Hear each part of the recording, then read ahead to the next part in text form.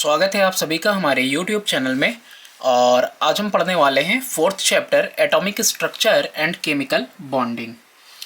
तो इंट्रोडक्शन से हम लोग शुरू करते हैं इस चैप्टर को। देखो, शॉर्ट नोट्स वगैरह हर जगह पे आपको मिल जाएंगे, लेकिन कभी भी अगर पूरे चैप्टर को आप थोरोली पढ़ रहे हो तो बहुत सारे आंसर्स आपको समझ में आ जाएंगे, खुद ब खुद आप बना लोगे। और शॉर्ट नोट्स जो है उतना आपको नॉलेज नहीं देता जितना कि पूरा चैप्टर देता है। तो देखो, यहाँ पे बहुत सारे अटेम्प्ट किए गए हैं कि अल्टीमेट पार्टिकल जो है मैटर का क्या होता है, इसको पता करने के लिए। तो जो आइडिया आया था स्मॉलेस्ट यूनिट ऑफ मैटर का, सबसे पहली बार ये आइडिया आया था, वो दिया गया था महर्षि कन्नड़ के द्वारा 6th सेंचुरी BC में हिंदुस्तान में, यानी कि before Christ. According to him, उनके अनुसार से, उनके हिसाब से मैटर जो है एक इनडिस्ट्रक्टिबल माइन्यूट पार्टिकल का बना होता है, जिसको कि आप समाप्त नहीं कर सकते हो, ख़त्म नहीं कर सकते हो। वैसे छोटे से माइन्यूट मतलब बहुत छोटे से पार्टिकल का बना हुआ है, कण का बना हुआ है, जिसका नाम है परमाणु। परमाणु में परम का मतलब होता है अल्टीमेट और अणु का मतलब होता है पार्टिकल, जिसको कि आज के ज़माने में अब हम लोग किस नाम से पुकारते हैं? एटम्स के नाम से। एक परमाणु जो होता है वो फ्री स्टेट में नहीं होता, बल्कि वो दूसरे परमाणु के साथ मिल जाता है और बड़ा सा पार्टिकल फॉर्म कर लेता है, जिसको अणु बोलते हैं। परमाणु यानी एटम्स, तो एटम्स दूसरे एटम्स के साथ, परमाणु के साथ मिलके क्या बना लेता है? अणु, यानी कि इसको क्या बोलेंगे? मॉलिक्यूल। अब इसको क्या कहा जाता है? अणु को मॉलिक्यूल कहा जाता है। Each one of them exhibit specific property. हर एक का अपना जो है, जितने भी बहुत अलग अलग तरीके के परमाणुज होते हैं, अलग अलग टाइप के एटम्स होते हैं, अलग अलग एलिमेंट के, तो उन सब का जो है प्रॉपर्टी जो है अलग होता है। जो ग्रीक फिलोसोफर थे डेमोक्राइटस, जो 460 BC से लेकर 370 BC तक रहे, बिफोर क्राइस्ट, यानी क्राइस्ट के करीब आ रहे हो तो तारीख इस तरह से होती है ना। तो ये 100 साल पहले, 200 साल पहले, 300 साल पहले, 400 साल पहले, तो 460 साल पहले पैदा हुए और 370 में BC तक रहे। इन्होंने परमाणु को क्या कहा? एटम, जो कि वर्ड ग्रीक वर्ड से आता है, और एटम का मतलब होता है इनडिविजिबल, यानी कि उसको फर्दर आप डिवाइड नहीं कर सकते हैं।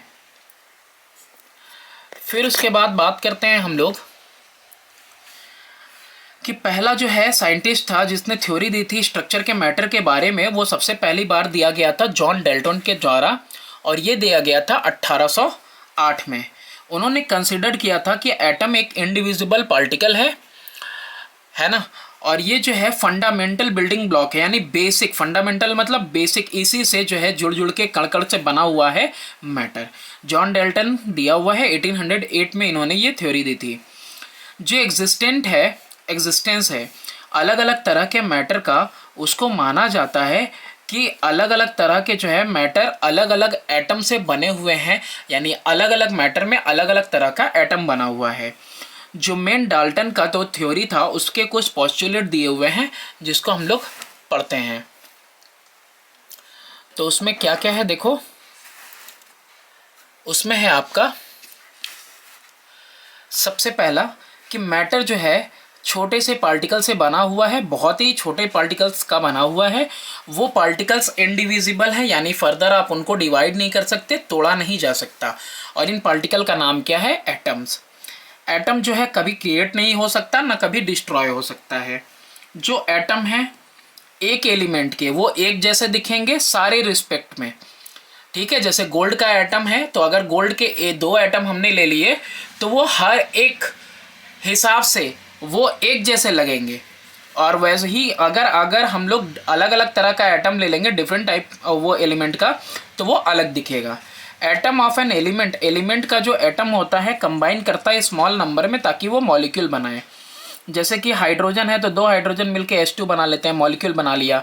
नाइट्रोजन है N2 बना लिया। ऑक्सीजन है O2 बना लिया या O3 बना लिया, यानी 3 एटम मिलके ओजोन बना लिए, 2 एटम मिलके ऑक्सीजन का मॉलिक्यूल बना लिए। तो ये मॉलिक्यूल और ये मॉलिक्यूल है, ये भी मॉलिक्यूल, यानी कि क्या कर रहा है? एटम जो है एलिमेंट के कंबाइन हो जाते हैं और क्या फॉर्म बनाते हैं?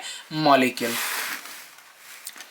फिर आगे बात करते हैं कि एटम जो है एक एलिमेंट का कंबाइन करता है एटम ऑफ दूसरे एलिमेंट के सिंपल रेशियो के अंदर, ये जो है मिक्स होते हैं। सिंपल रेशियो के अंदर आप समझ सकते हो जैसे कि H2O है तो देखो यहाँ पे 2:1 के रेशियो में ये आपस में मिल रहे हैं। एटम जो है स्मॉलेस्ट यूनिट होते हैं मैटर के, दो की पार्ट लेते हैं केमिकल रिएक्शन में। ठीक है, एटम स्मॉलेस्ट यूनिट है मैटर का जो कि पार्ट लेता है केमिकल रिएक्शन में। और अभी देखो रिसेंट की रिसर्च से पता चला है एटम के ऊपर कि जो ज़्यादातर पोस्टुलेट है डाल्टन एटॉमिक थ्योरी का वो गलत साबित हुआ, एक्सेप्ट दैट कि एटम पार्टिकल जो होता है, एटम जो होता है वो केमिकल रिएक्शन में पार्ट लेता है। इसके अलावा बहुत सारे जो इनके थ्योरीज थे, पोस्टुलेट थे सॉरी, वो क्या हुए हैं, गलत हुए हैं। पहला इंडिकेशन ये है कि जो एटम है वो सब एटॉमिक पार्टिकल का बना हुआ है, तो इसका मतलब है वो सब जो है कि चार्ज पार्टिकल के बने हुए हैं। और वो थ्योरी जो है कि ये पुट फॉरवर्ड की गई थी जब स्टैटिक इलेक्ट्रिसिटी को पढ़ा गया। स्टैटिक इलेक्ट्रिसिटी का मतलब होता है यानी कि चीज़ों के ऊपर पॉजिटिव नेगेटिव चार्जेस का आना, जैसे हम लोग पढ़ रहे थे स्टैटिक इलेक्ट्रिसिटी के बारे में कि इबोनाइट रॉड वगैरह अगर हम रब करेंगे वूल के ऊपर तो उसके ऊपर चार्ज आ जाएगा, तो उसकी बात कर रहा है चार्जेस के हिसाब से। कि पहला इंडिकेशन था कि एटम कंसिस्ट करता है सब एटॉमिक पार्टिकल का, यानी कि वो चार्ज पार्टिकल का बना हुआ है। और ये किससे पता चला, जब स्टडी की गई स्टैटिक इलेक्ट्रिसिटी को और कंडीशन वगैरह देखा गया, जिस कंडीशन में जो बिजली है कंडक्ट की गई अलग अलग सब्सटेंस के थ्रू, है ना, यानी पास कराई गई अलग अलग सब्सटेंस के थ्रू बिजली को, तो हमको ये बात पता चली कि वो चार्ज पार्टिकल के बने हुए हैं। कौन, एटम्स। चार्ज वो मैटर जो है हमारा चार्ज पार्टिकल का बना है, या फिर एटम जो है वो चार्ज्ड हैं। अच्छा, तो 1833 में जो फैराडे है उन्होंने दिखाया था कि जो फ्लो ऑफ इलेक्ट्रिसिटी है वो किसकी वजह से है। फैराडे ने शो किया कि जो बिजली है वो फ्लो कर रही है क्योंकि उसमें जो है चार्ज पार्टिकल फ्लो कर रहे हैं। फिर J.J. स्टोनी जो थे 1874 में, उन्होंने सबसे पहली बार सजेस्ट किया था नाम इलेक्ट्रॉन, और किसके लिए, इस इलेक्ट्रिकल पार्टिकल के लिए, कि ये जो बिजली में जो पार्टिकल चल रहा है, पार्टिकल के चलने की वजह से, फ्लो करने की वजह से जो बिजली पैदा हो रही है, तो उस पार्टिकल का नाम क्या दिया, इलेक्ट्रिक पार्टिकल, और नाम क्या था, इलेक्ट्रॉन दिया। However J.J. थॉमसन थे जिन्होंने दिखाया कि इनका जो अस्तित्व एग्जिस्टेंस है इन चार्ज पार्टिकल का, और फिर उसके बाद उन्होंने डिस्कवर करके किया इलेक्ट्रॉन्स को। ठीक है, इन्होंने एग्जिस्टेंस दिखाया इन चार्ज पार्टिकल का और डिस्कवर किया इलेक्ट्रॉन्स को जिनके ऊपर निगेटिवली चार्ज था, यानी ये निगेटिवली चार्ज पार्टिकल थे। फिर ई गोल्डस्टीन आए, एक जर्मन साइंटिस्ट थे। इन्होंने क्या डिस्कवर किया, इन्होंने डिस्कवर किया था प्रोटॉन को, यानी पॉजिटिवली चार्ज पार्टिकल को एटम के अंदर। फिर बाद में जेम्स चैडविक आए, और फिर जेम्स चैडविक ने क्या किया, फिर जेम्स चैडविक ने न्यूट्रॉन की खोज की। ठीक है, और जो इलेक्ट्रॉन, प्रोटॉन और न्यूट्रॉन, ये जो है फंडामेंटल पार्टिकल हो गए, कहलाए किसके, एक एटम के, कि एटम के अंदर भी सब एटॉमिक पार्टिकल होते हैं। कौन कौन से हैं, इलेक्ट्रॉन है, प्रोटॉन है और न्यूट्रॉन है। ये पार्टिकल बिल्डिंग ब्लॉक होते हैं सारे एटम के, यानी एटम के अंदर ये तीनों एग्जिस्ट करते हैं। किसी भी एलिमेंट का एटम होगा, उस एटम के अंदर आपको इलेक्ट्रॉन मिलना है, प्रोटॉन मिलना है और न्यूट्रॉन मिलना है।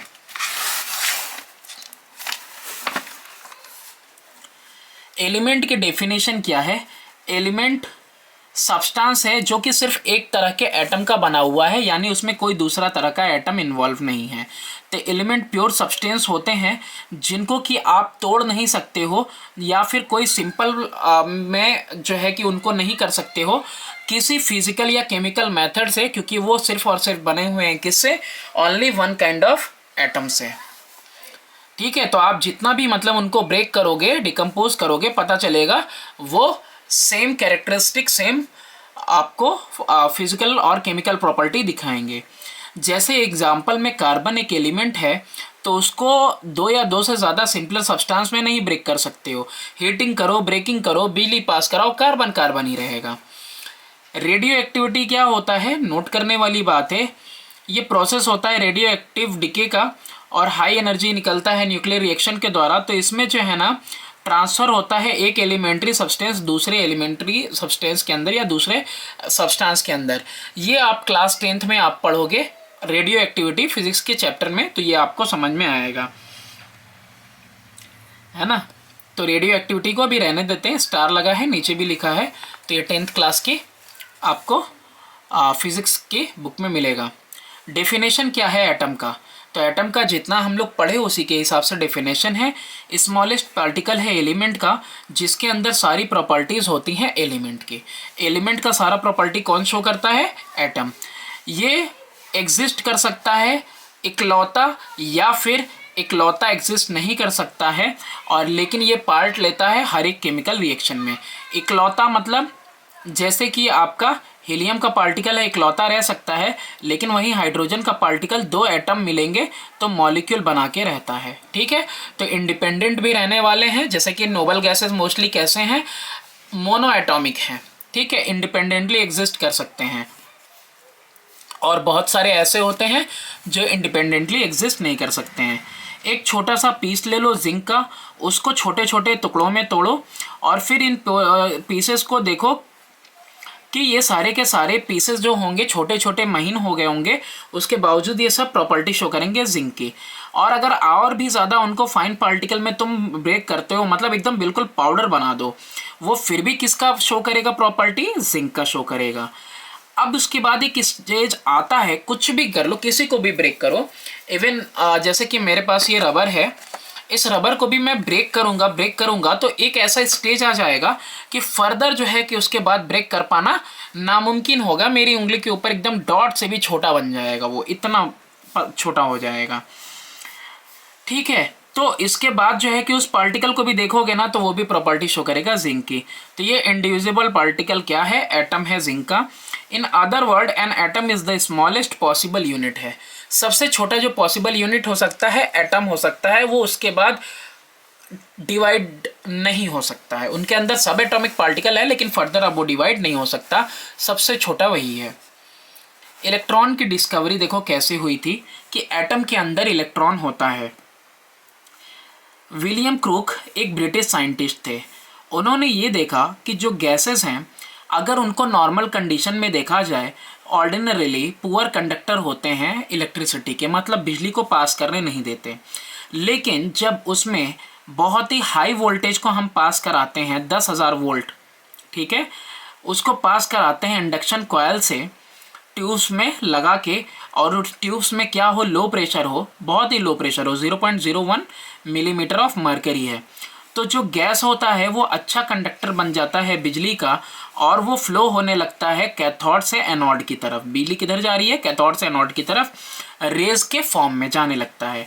ये रेज ओरिजिनेट हो रही हैं, यानी पैदा हो रही हैं, उत्पत्ति इनकी किधर से हो रही है, ध्यान से देखो, कैथोड टू एनोड। तो कैथोड की तरफ से उत्पत्ति हो रही है, तो ये कैथोड कैसा है, निगेटिव प्लेट है, तो कैथोड से उत्पत्ति हो रही है और ट्रेवल कर रहे हैं कैथोड से एनोड की तरफ, तो इसलिए इनका नाम क्या दिया गया, कैथोड रेज। वो जो रेज निकल रही थी, उन रेज का नाम दिया गया कैथोड रेज, जो कैथोड से एनोड की तरफ निकल रही हैं। फिर बाद में जब जे थॉमसन ने स्टडी किया कैरेक्टरिस्टिक को, तो ये देखा कैथोड रेज के कैरेक्टरिस्टिक को, और जो अपेरेचर्स यूज्ड किया गया इनके द्वारा, उसका नाम था डिस्चार्ज ट्यूब, या फिर इसका नाम क्या है, कैथोड रे ट्यूब है। तो ये रहा इस तरीके से। इसके अंदर प्रेशर 0.01 मिलीमीटर ऑफ मरकरी है। ये जो रेज आपको दिख रही हैं, जो कैथोड से एनोड की तरफ जा रही हैं, ये कौन सी रेज हैं आपकी, ये आपकी जो है कैथोड रेज हैं, और ये निगेटिवली चार्ज हैं। ठीक है, और ये इंडक्शन कॉयल है, और इसमें 10,000 वोल्ट की जो है बिजली पास करवा रहे हैं। पीडी कितना है, पोटेंशियल डिफरेंस 10,000 वोल्ट का, और इसमें जो है गैस भरी हुई है, और ये वैक्यूम पंप है, मतलब सारा एयर आउट है। एक डिस्चार्ज ट्यूब लिया जाता है, हार्ड ग्लास ट्यूब का, जिसके अंदर 2 मेटल प्लेट लगे रहते हैं, जिसका नाम है इलेक्ट्रोड्स। ये रहे ये दोनों, एक जो है कनेक्ट होता है पॉजिटिव टर्मिनल से, ये वाला, दूसरा वाला कनेक्टेड है नेगेटिव टर्मिनल से बैटरी के। ठीक है, फिर कह रहा है कि इसके पास एक साइड ट्यूब होता है, ये साइड ट्यूब की बात कर रहा है, जिसमें से जो है गैस पंप आउट किया जाता है बाय यूजिंग वैक्यूम पंप, ताकि उसके अंदर क्या हो सके, वैक्यूम बना सके हम लोग। जब इलेक्ट्रिकल डिस्चार्ज होता है 10,000 वोल्ट का, इन गैसेस से के बीच से बहुत ही लो प्रेशर पे, तो कैथोड रे प्रोड्यूस होती हैं। अब जो ये गैसेस दिखी ना, इनके अंदर क्या क्या प्रॉपर्टी थी वो देखो आप। सॉरी गैसेस के अंदर नहीं, ये रेज जो निकली, ये जो रेज हैं ये ट्रेवल कर रही हैं कैथोड से एनोड की तरफ बिल्कुल स्ट्रेट पाथ पे। ये तो आपका डिफ्लेक्शन दिखा रहा है क्योंकि मैग्नेटिक फील्ड यहाँ पे लगाया है, देखो negatively charge plate positively charge plate लगाया हुआ है यहाँ पे। तो ये जो है कैथोड से एनोड की तरफ स्ट्रेट लाइन में जा रही हैं। ग्रीनिश येलो कलर का रोशनी, फ्लोरेसेंस मतलब रोशनी लाती हैं ये सोडा ग्लास स्क्रीन अगर ट्यूब के अंदर रखा जाए तो उसके ऊपर कैसी चमक आएगी, ग्रीनिश येलो कलर का चमक आएगा, रोशनी आएगी। ठीक है, रोशन करेंगे उनको, किसको, सोडा ग्लास स्क्रीन को वो रोशन करेंगे ग्रीनिश येलो कलर में। ये अफेक्ट होती हैं इलेक्ट्रिक फील्ड के द्वारा, तो मैग्नेटिक मैंने गलती से बोल दिया, इलेक्ट्रिक फील्ड के द्वारा। तो इलेक्ट्रिक फील्ड में देखो इधर निगेटिव लेके आए, इधर पॉजिटिव लेके आए, तो ये खुद भी निगेटिवली चार्ज है, तो देखो निगेटिव से डिफ्लेक्ट हो रही हैं और पॉजिटिवली चार्ज की तरफ अट्रैक्ट हो रही हैं, because opposite charges attract each other. ठीक है, फिर और फर्दर इनकी प्रॉपर्टीज देखो। जब एक बीम कैथोड रे की फॉल करवाई जाती है किसी हार्ड मेटेलिक टारगेट के ऊपर, जैसे कि टंगस्टन वगैरह हो, तो उसमें से एक्स रे प्रोड्यूस होती है। ये जो है ये रेस पेनिट्रेट करती हैं मैटर को, ये जो है किसी भी गैस को आयोनाइज करवा देंगे, आयोनाइज मतलब चार्ज कर देंगी, जिसमें से ये पास करेंगी ये रेज। ये जो रेशियो है चार्ज का और मास का, E अपॉन में m का रेशियो बोल रहा है, E अपॉन में m का रेशियो, ये हमेशा कितना आएगा 1.76 इंटू 10⁻11 पर kg। ये हो जाएगा ऊपर 1.67 इंटू 10⁻11 कूलम चार्ज अपॉन में 1 kg। ठीक है, तो ये आपको रेशियो जो है ये आपका हमेशा सेम मिलेगा, कैसा भी नेचर हो गैस का, किस भी नेचर का गैस ले लो आपको ये रेशियो सेम मिलने वाला है। और जो मेटल जो है कैथोड का आपने लिया हुआ है उससे भी कोई फ़र्क नहीं पड़ने वाला है, ये रेशियो E और M का सेम मिलेगा। ये प्रोड्यूस करती हैं शेडो, कोई ओपेक बॉडी, यानी ये रेज अगर जा रही हैं और कोई ओपेक बॉडी हमने रख दिया तो ओपेक बॉडी रखने पे क्या आएगा, शेडो आएगा। ठीक है, और ये कोई लाइट पैडल व्हील है, लाइट पैडल व्हील का मतलब बहुत ही हल्की चक्की है अगर कोई, तो ये क्या करेंगे उस चक्की को रोटेट करवाएंगे, क्या करेंगी ये चक्की घूमने लगेगी। ये रेज अगर पास कर रही हैं और बीच में लाइट पैडल व्हील रखा हुआ है, बहुत ही हल्का जो है चक्की रखा हुआ है इस तरह का चरखा, तो ये चरखा क्या करेगा, व्हील रोटेट करने लगेगा इनकी वजह से। फिर बाद में थॉमसन ने जो है कि कंक्लूड किया इन सब से, इस एक्सपेरिमेंट से, प्रॉपर्टीज़ वगैरह से सबसे, कि cathode ray negatively charge particle का बना हुआ है, आज जिसको कोई इलेक्ट्रॉन कहा जाता है। इलेक्ट्रॉन का मतलब होता है एटम, किसका एटम, नेगेटिव इलेक्ट्रिसिटी का। और ये किसके द्वारा कहा गया था, जॉनसन स्टोनी के द्वारा कहा गया था। ये negatively charge particle integral part होती हैं एटम के, यानी उनसे अलग नहीं हो सकती। इलेक्ट्रॉन के पास डिफिनिट मास होता है और डिफिनिट इलेक्ट्रिक चार्ज होता है। ठीक है, मास भी इसका एक फिक्स है, डेफिनेट है, और चार्ज भी इसके ऊपर एक कैसा है, डेफिनेट है। Both of which are independent, दोनों जो है कि इंडिपेंडेंट है नेचर ऑफ गैस से। कोई भी गैस ले लो, ये हम लोगों ने प्रॉपर्टी में देखा, of the gas in discharge tube, discharge tube में आप कोई सा भी गैस ले लो इसका सेम ही रहेगा, कोई फ़र्क नहीं पड़ता। प्रॉपर्टी अब इलेक्ट्रॉन की देखते हैं। इलेक्ट्रॉन जो है सारे सोर्सेस से एक जैसा होता है और उसका मास भी एक जैसा रहेगा। किसी भी सोर्स से आप इलेक्ट्रॉन ले लो, सबका मास एक जैसा है। ये सब क्या करता है, कंस्टिट्यूट करता है एटम के पार्ट को। ठीक है, एटम में मिलता है। इसका जो मास है वो हाइड्रोजन के मास का 1/1837 पार्ट है। यानी कि हाइड्रोजन के मास को अगर हम 1837 पार्ट में डिवाइड करें तो जो एक पार्ट होगा वो पार्ट किसका है, इलेक्ट्रॉन का। या फिर इसका वजन कितना है, 9.0108 इंटू 10⁻31 kg इसका वेट है। इसके ऊपर जो चार्ज है, नेगेटिव चार्ज, वो है 1.602 इंटू 10⁻19 कूलम। तो जो इलेक्ट्रॉन है वो बहुत ही ज़्यादा छोटा है और इसका जो इलेक्ट्रॉन है उसका रेडियस कितना है, 1 इंटू 10⁻15 मीटर के करीब है। इलेक्ट्रॉन को डिफाइन किया जाता है कि यह एटम का सब एटॉमिक पार्टिकल है जिसके पास नेगेटिव चार्ज है और उसका मास हाइड्रोजन के मास से कितना गुना कम है, 1837 पार्ट कम है। और इसको डिनोट किया जाता है इस सिंबल से। अब यहाँ पे जो ई के ऊपर 0 देख रहे हो, ये इंडिकेट करता है कि मास कुछ नहीं है, और नीचे जो सबस्क्रिप्ट देख रहे हो आप -1, इसके पता चलता है कि इसके ऊपर चार्ज कैसा है, निगेटिव। ठीक है, एटम को डिफाइन किया जाता है, आगे देखते हैं। एटम को पाया गया है कि इलेक्ट्रिकली न्यूट्रल होता है, तो इसका मतलब इसके एडिशन में, अब इलेक्ट्रॉन एटम के अंदर मिला है तो इसके एडिशन में जरूर कोई पॉजिटिव पार्टिकल होगा, है ना, तभी तो पॉजिटिव और निगेटिव मिलके टोटल जो चार्ज आ रहा है इसके ऊपर इलेक्ट्रिकली न्यूट्रल आ रहा है। तो ये रियलाइजेशन जो हुआ, ये महसूस किया गया, तो इससे डिस्कवरी हुई पॉजिटिवली चार्ज पार्टिकल की, जिसका नाम प्रोटॉन है। आज हम लोग जिसको प्रोटॉन बोलते हैं। तो भाई अगर एटम इलेक्ट्रिकली न्यूट्रल है और उसमें इलेक्ट्रॉन है, तो न्यूट्रल करने के लिए कोई अदर पार्टिकल होगा, अदर पार्टिकल जो कि ऑपोजिट चार्ज का होगा, तो वो प्रोटॉन है। तो इसी में देखो वही सेम एक्सपेरिमेंट है। जब हाई वोल्टेज करंट को पास किया गया गैस के थ्रू डिस्चार्ज ट्यूब में, तो इलेक्ट्रिकल एनर्जी ब्रेक कर दी एटम्स को गैस के, और निगेटिवली चार्ज पार्टिकल्स में और पॉजिटिव चार्ज पार्टिकल्स में प्रोटॉन फॉर्म हुए। किसके द्वारा? जब रिमूवल हुआ एक या एक से ज़्यादा इलेक्ट्रॉन का, किससे? गैसियस एटम में से। ठीक है, गैसियस एटम जो लिया हुआ है, गैस जो लिया गया है उसके एटम में से। ठीक है, तो डिस्कवरी इस तरीके से हुई। गोल्डस्टीन जो था उसने नोटिस किया कि दूसरा सेट ऑफ रेज है जो अपोजिट डायरेक्शन में ट्रेवल कर रहा है कैथोड रे के।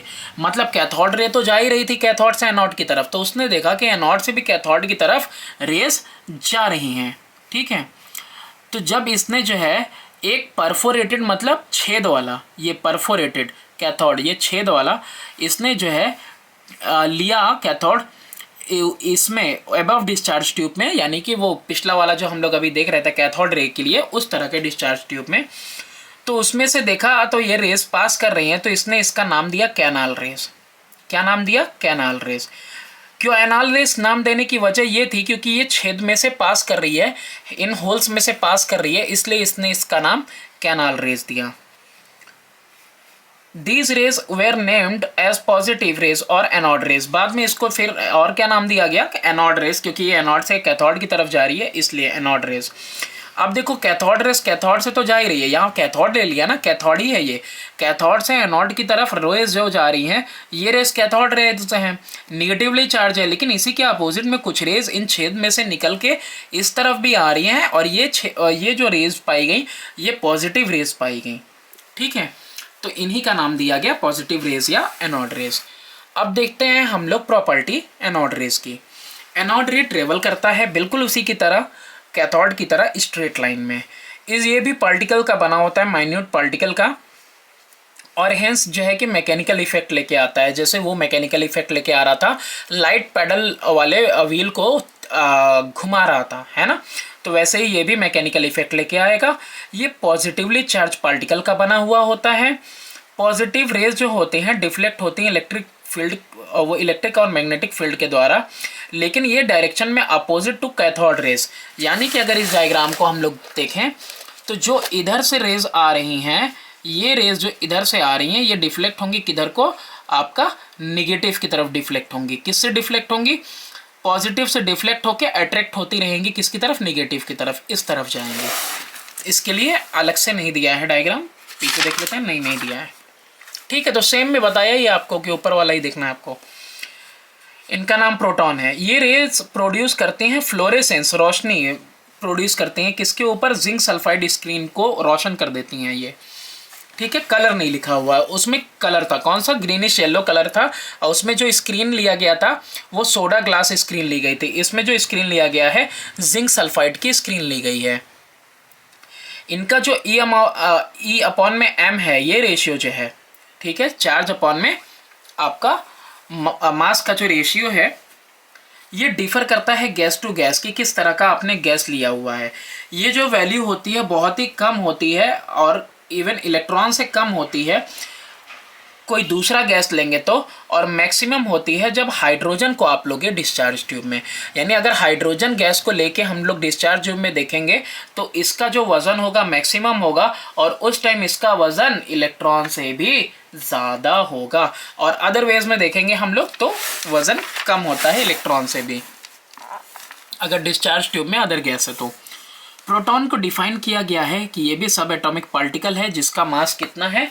1 एटॉमिक मास यूनिट। ठीक है, फिर इसके बाद हम लोग देखते हैं डिनोट किया जाता है। देखो यहाँ पे P के ऊपर सुपरस्क्रिप्ट 1 लगा हुआ है और सबस्क्रिप्ट +1 लगा है। ये दिखाता है कि इसका मास 1 है और ये दिखाता है कि इसके ऊपर चार्ज 1 है और वो भी पॉजिटिव चार्ज है, 1 यूनिट पॉजिटिव चार्ज लेके चलता है ये। प्रोटॉन फॉर्म होता है किसके द्वारा? जब इलेक्ट्रॉन लॉस हो रहा है कहाँ से? हाइड्रोजन के एटम में से। तो हाइड्रोजन का एटम में अगर इलेक्ट्रॉन निकाल दोगे तो क्या बनेगा? H+ यानी कि प्रोटॉन बनेगा। ठीक है, इनकी प्रॉपर्टीज भी देख लीजिए आप।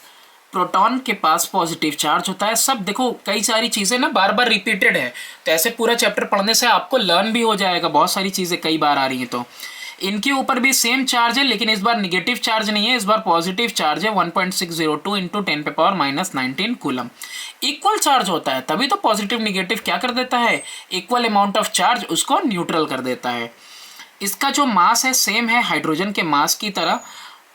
ठीक है, और इसका मास कितना है? 1837 टाइम्स है इलेक्ट्रॉन के मास से।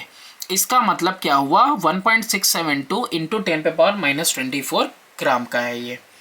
ठीक है, यहाँ पे केजी में नहीं है, वरना केजी में होता तो 27 हो जाता है। यहाँ पे जो प्रोटॉन है वो रिसाइड करता है सेंट्रल पार्ट में एटम के। यानी ये कहाँ रहता है प्रोटॉन? आपको मिलेगा किसी भी एटम के सेंट्रल पार्ट में, सेंटर में मिलेगा, या फिर कह सकते हो आप न्यूक्लियस में मिलेगा। न्यूक्लियस की अभी डिस्कवरी नहीं हुई, डिस्कवरी होगी। जब डिस्कवरी हुआ इलेक्ट्रॉन का और प्रोटॉन का, तो जे थॉमसन ने प्रपोज किया प्लम पडिंग को। प्लम पडिंग क्या है? एक मॉडल है, और ये मॉडल है एटम का। इस मॉडल के हिसाब से किस तरह का स्ट्रक्चर था? तो इस मॉडल के हिसाब से एटम को बताया गया कि ये स्फीयर शेप में है और इसके अंदर चारों तरफ पूरा पॉजिटिव चार्ज है और उसके अंदर इलेक्ट्रॉन सजे हुए हैं, जगह जगह पे एम्बेडेड है, लगे हुए हैं। टोटल पॉजिटिव चार्ज जो होता है, ये जितना पॉजिटिव चार्ज है जो खाली जगह देख रहे हो, ये टोटल इक्वल होता है किसके? इन निगेटिवली चार्ज के, जो जगह जगह पर हैं। और इसीलिए पूरा का पूरा एटम कैसा है? इलेक्ट्रिकली न्यूट्रल है। ठीक है, देख सकते हो आप डायग्राम में। डिस्कवरी न्यूक्लियस की हुई उसके बाद 1911 में लॉर्ड रदरफोर्ड, एक साइंटिस्ट था न्यूजीलैंड से, उसने क्या किया ना कि इसने अल्फ़ा पार्टिकल्स को जो है इसने डायरेक्ट करवाया किसके ऊपर? बहुत ही पतले से गोल्ड फॉयल के ऊपर। अब गोल्ड क्यों इसने लिया? गोल्ड इसलिए लिया, अल्फ़ा पार्टिकल को आप देखोगे कि अल्फ़ा के ऊपर जो है कि डबली चार्ज हीलियम पार्टिकल होता है, ये कंटेन करता है 2 प्रोटॉन 2 न्यूट्रॉन, और ये फॉर्म होता है 2 इलेक्ट्रॉन के रिमूव होने से हीलियम एटम के। तो ये भी आपको मिल जाएगा रेडियो एक्टिविटी वाले चैप्टर में, फिज़िक्स की बुक में, क्लास 10th की। अच्छा, इसने गोल्ड ही क्यों लिया था? क्योंकि ये चाहता था कि हमको पतला से पतला लेयर मिल सके, तो इसलिए गोल्ड सबसे अच्छा था कि बहुत ही ज़्यादा पतला लेयर उसका आपको मिल जाएगा। गोल्ड के बारे में मालूम होगा कि 1 ग्राम गोल्ड से तकरीबन 2 किलोमीटर लंबा वायर बना सकते हो ना, बहुत ज़्यादा मेलिएबल और बहुत ज़्यादा डक्टाइल होता है आपका गोल्ड। तो उसने इसीलिए गोल्ड को सेलेक्ट किया। अच्छा, इसने ऑब्ज़र्व क्या किया? इसने ऑब्ज़र्व किया कि जब हम पार्टिकल के ऊपर, देखो जैसे कि यहाँ पे एक डायग्राम देखो आप, जैसे कि ये पेपर है, तो पेपर देख रहे हो कितना पतला है, तो इसके अंदर पार्टिकल्स होंगे ऐसे, पार्टिकल्स जूम करके अगर देखें तो इस तरह के पार्टिकल्स होंगे, है ना, इस तरह के पार्टिकल्स होंगे। अब इसने जब अल्फ़ा रेस को इसके ऊपर क्या करवाया? स्ट्राइक करवाया, है ना, अल्फ़ा बीम इसके ऊपर डायरेक्ट किया, तो हुआ क्या? देखो होगा क्या, ये ऐसे बता रहे हैं, ये एक पेपर के अंदर के पार्टिकल है, तो सिर्फ एक पार्टिकल के लिए यहाँ पर डायग्राम देखो बना हुआ है।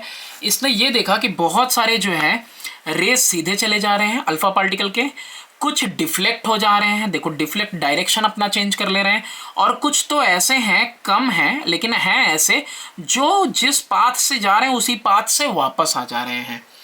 अब इसकी वजह से बहुत सारी जो है कि पोस्टुलेट वगैरह देगा ये, है ना, बहुत सारी बातें निकलेंगी। सबसे पहली चीज़ उसने ऑब्जर्व की कि ज़्यादातर अल्फा पार्टिकल पास कर जा रहा है स्ट्रेट फॉयल के अंदर से, यानी एटम के अंदर बहुत सारा स्पेस है, तभी तो बहुत सारा पार्टिकल के कर जा रहा है, अल्फा पार्टिकल पास कर जा रहा है। कुछ अल्फा पार्टिकल जो है डिफ्लेक्ट हो जा रहे हैं अपने स्ट्रेट पाथ से, सीधे जाना चाहिए लेकिन डिफ्लेक्ट हो गए कुछ अल्फा पार्टिकल। बहुत ही कम 10,000 में से एक अल्फा पार्टिकल या तो डिफ्लेक्ट हो रहा है लार्ज एंगल पे या फिर कंप्लीटली वापस आ जा रहा है ना। 10,000 में से एक पार्टिकल क्या हो जा रहा है, या तो बहुत ही ज़्यादा डिफ्लेक्ट हो रहा है या फिर अपने ही रास्ते पे वापस आ जा रहा है।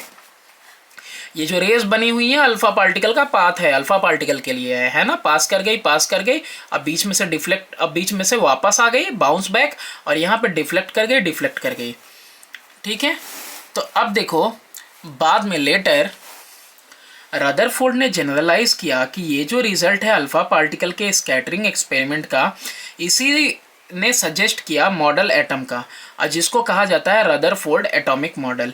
अब देखो यहाँ से एक नई चीज़ निकली कि बीच में भी कुछ है, और कैसा है, डेंस है, ये तो समझ सकते हो। और डेंस के साथ जो है कि हैवी भी है, क्योंकि वो जो है उसको स्ट्राइक नहीं कर पा रहा है, भेद नहीं पा रहा। हैवी मेटल जैसे कि प्लेटिनम है, वो भी सेम ऑब्जर्वेशन दिखाएगा अल्फा पार्टिकल्स के साथ जैसा गोल्ड फॉयल ने दिखाया। लेकिन अगर कोई हल्का एटम रहेगा तो हो सकता है कि फास्ट मूविंग अल्फा पार्टिकल क्या करे, न्यूक्लियस को पुश कर देनी, मतलब न्यूक्लियस को पुश ही कर दे, साइड कर दे एकदम बिल्कुल एटम के अंदर से। इसीलिए उस गोल्ड बेहतर है, प्लेटिनम लेते तो भी वही चीज़ दिखाता, हैवी कोई भी मेटल लेते तो ऐसा ही प्रॉपर्टी शो करता। लेकिन पतली चादर चाहिए थी, इसलिए उसने गोल्ड का यूज़ किया। जैसे लिथियम की बात कर रहा है तो हो सकता है लिथियम में क्या हो जाए कि जो न्यूक्लियस है उसको पुश कर दे अल्फा पार्टिकल, क्योंकि अल्फा पार्टिकल के पास क्या है, वेट भी है, चार्ज भी ज़्यादा होता है उस पर।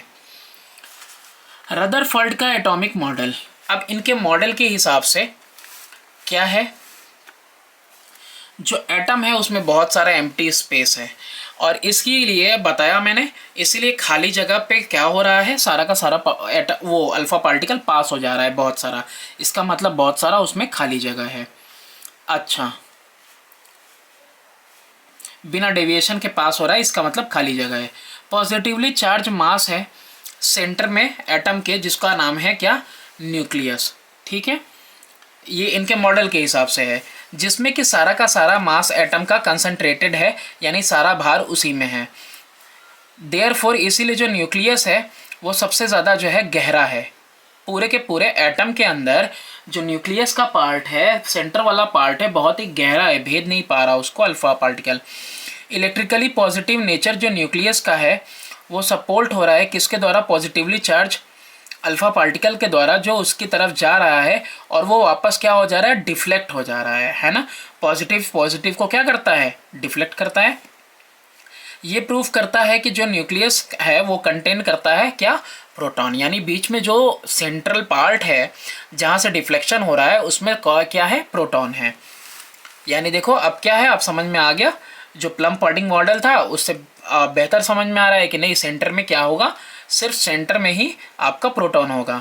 साइज न्यूक्लियस का बहुत ज़्यादा छोटा है एटम के साइज़ के हिसाब से, ऐसा इसलिए क्योंकि बहुत सारे पार्टिकल पास हो जा रहे थे, बहुत ही कम डिफ्लेक्ट हो पा रहे थे। ठीक है, इसके बाद इलेक्ट्रॉन रिवॉल्व करता है न्यूक्लियस के चारों तरफ लार्ज डिस्टेंस पे एक दूसरे से, ठीक है, और सर्कुलर ऑर्बिट में, और लार्ज डिस्टेंस पे ऑर्बिट करता है, इसीलिए क्या है, बहुत सारा बीच में खाली जगह है। एक एटम होल इलेक्ट्रिकली न्यूट्रल होता है क्योंकि तो पूरा पॉजिटिव चार्ज बैलेंस होता है टोटल नेगेटिव चार्ज के द्वारा, क्योंकि दोनों के ऊपर हमने देखा ही था चार्ज कितना है, 1.602 इंटू 10⁻⁻19 कूलम, चाहे पॉजिटिव ले लो चाहे निगेटिव ले लो। ठीक है, तो इसीलिए equal number of electron, equal number of proton, तो ये पार्टिकल कैसा रहेगा, इलेक्ट्रिकली न्यूट्रल रहेगा।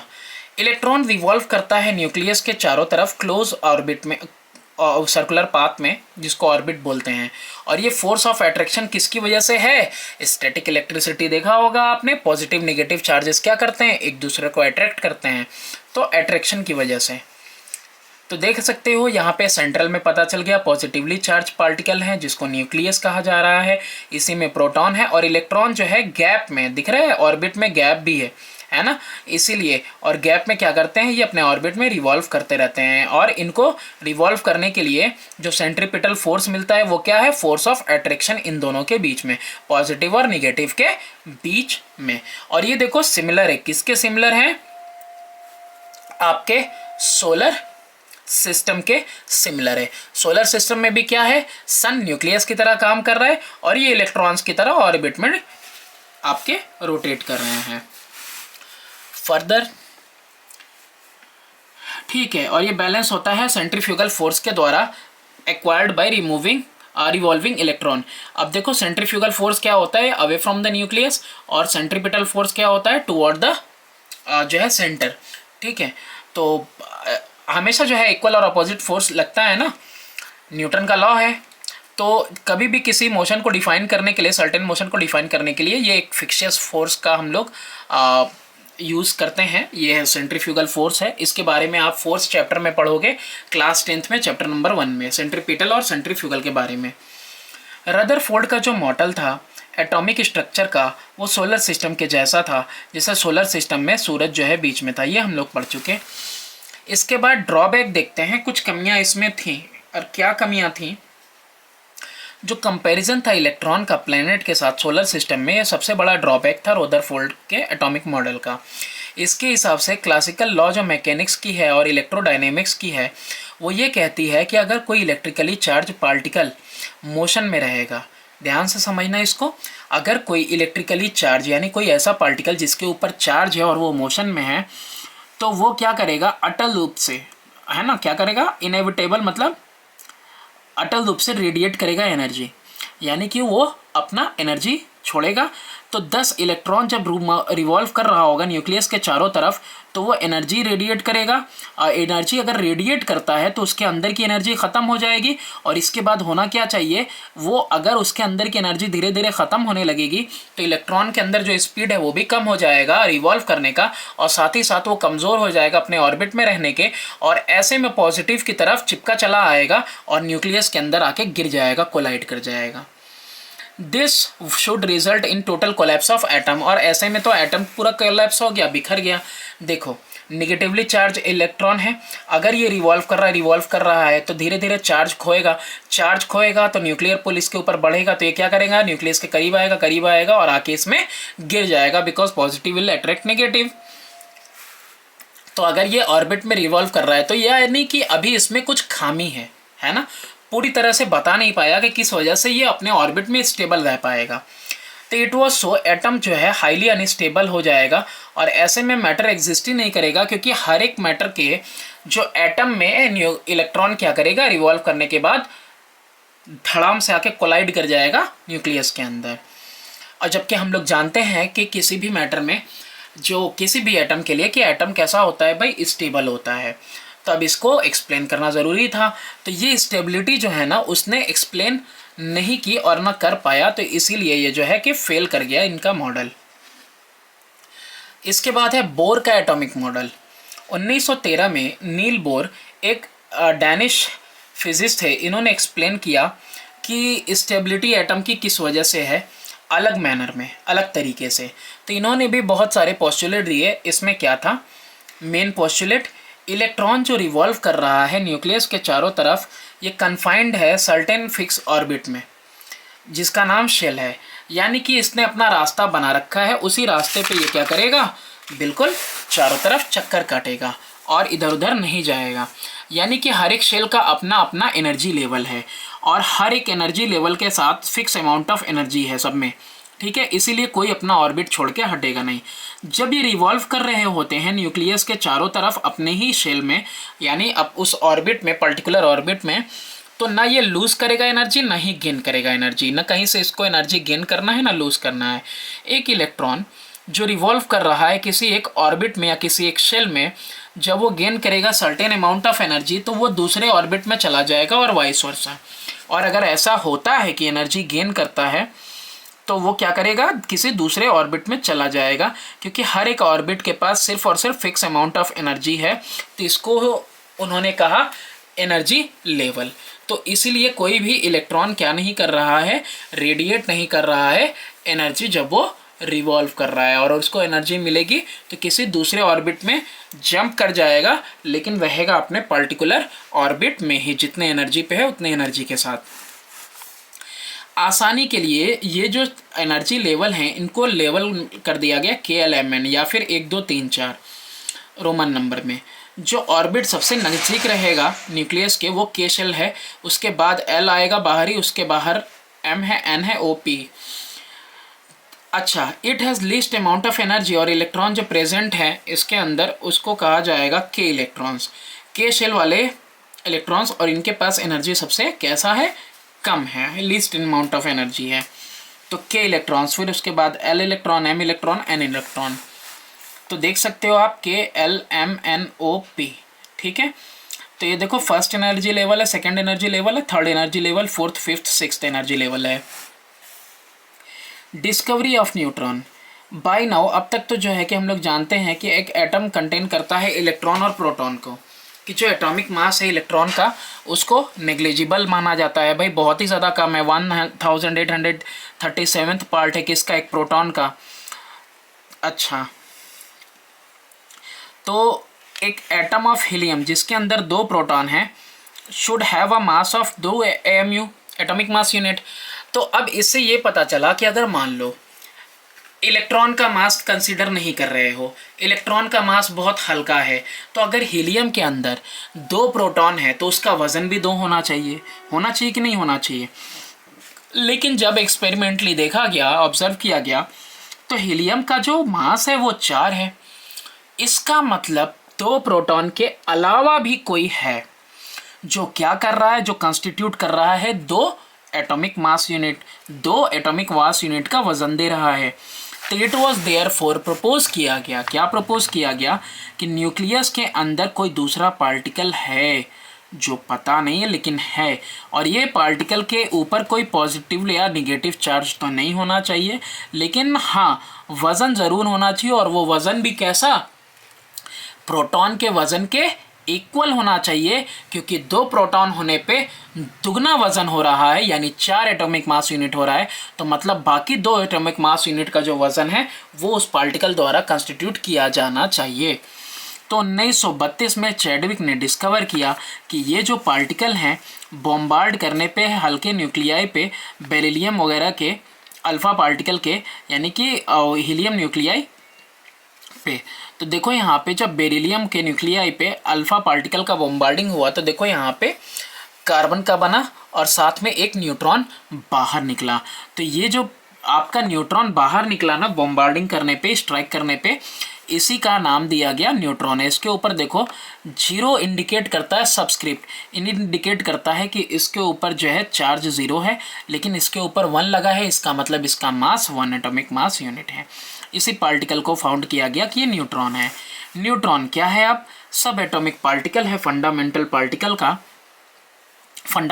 पार्टिकल है एक एटम का, इसके ऊपर कोई चार्ज नहीं है, कोई मास नहीं है, चार्ज नहीं है लेकिन मास है equal to mass of proton, यानी कि हाइड्रोजन एटम के जैसा।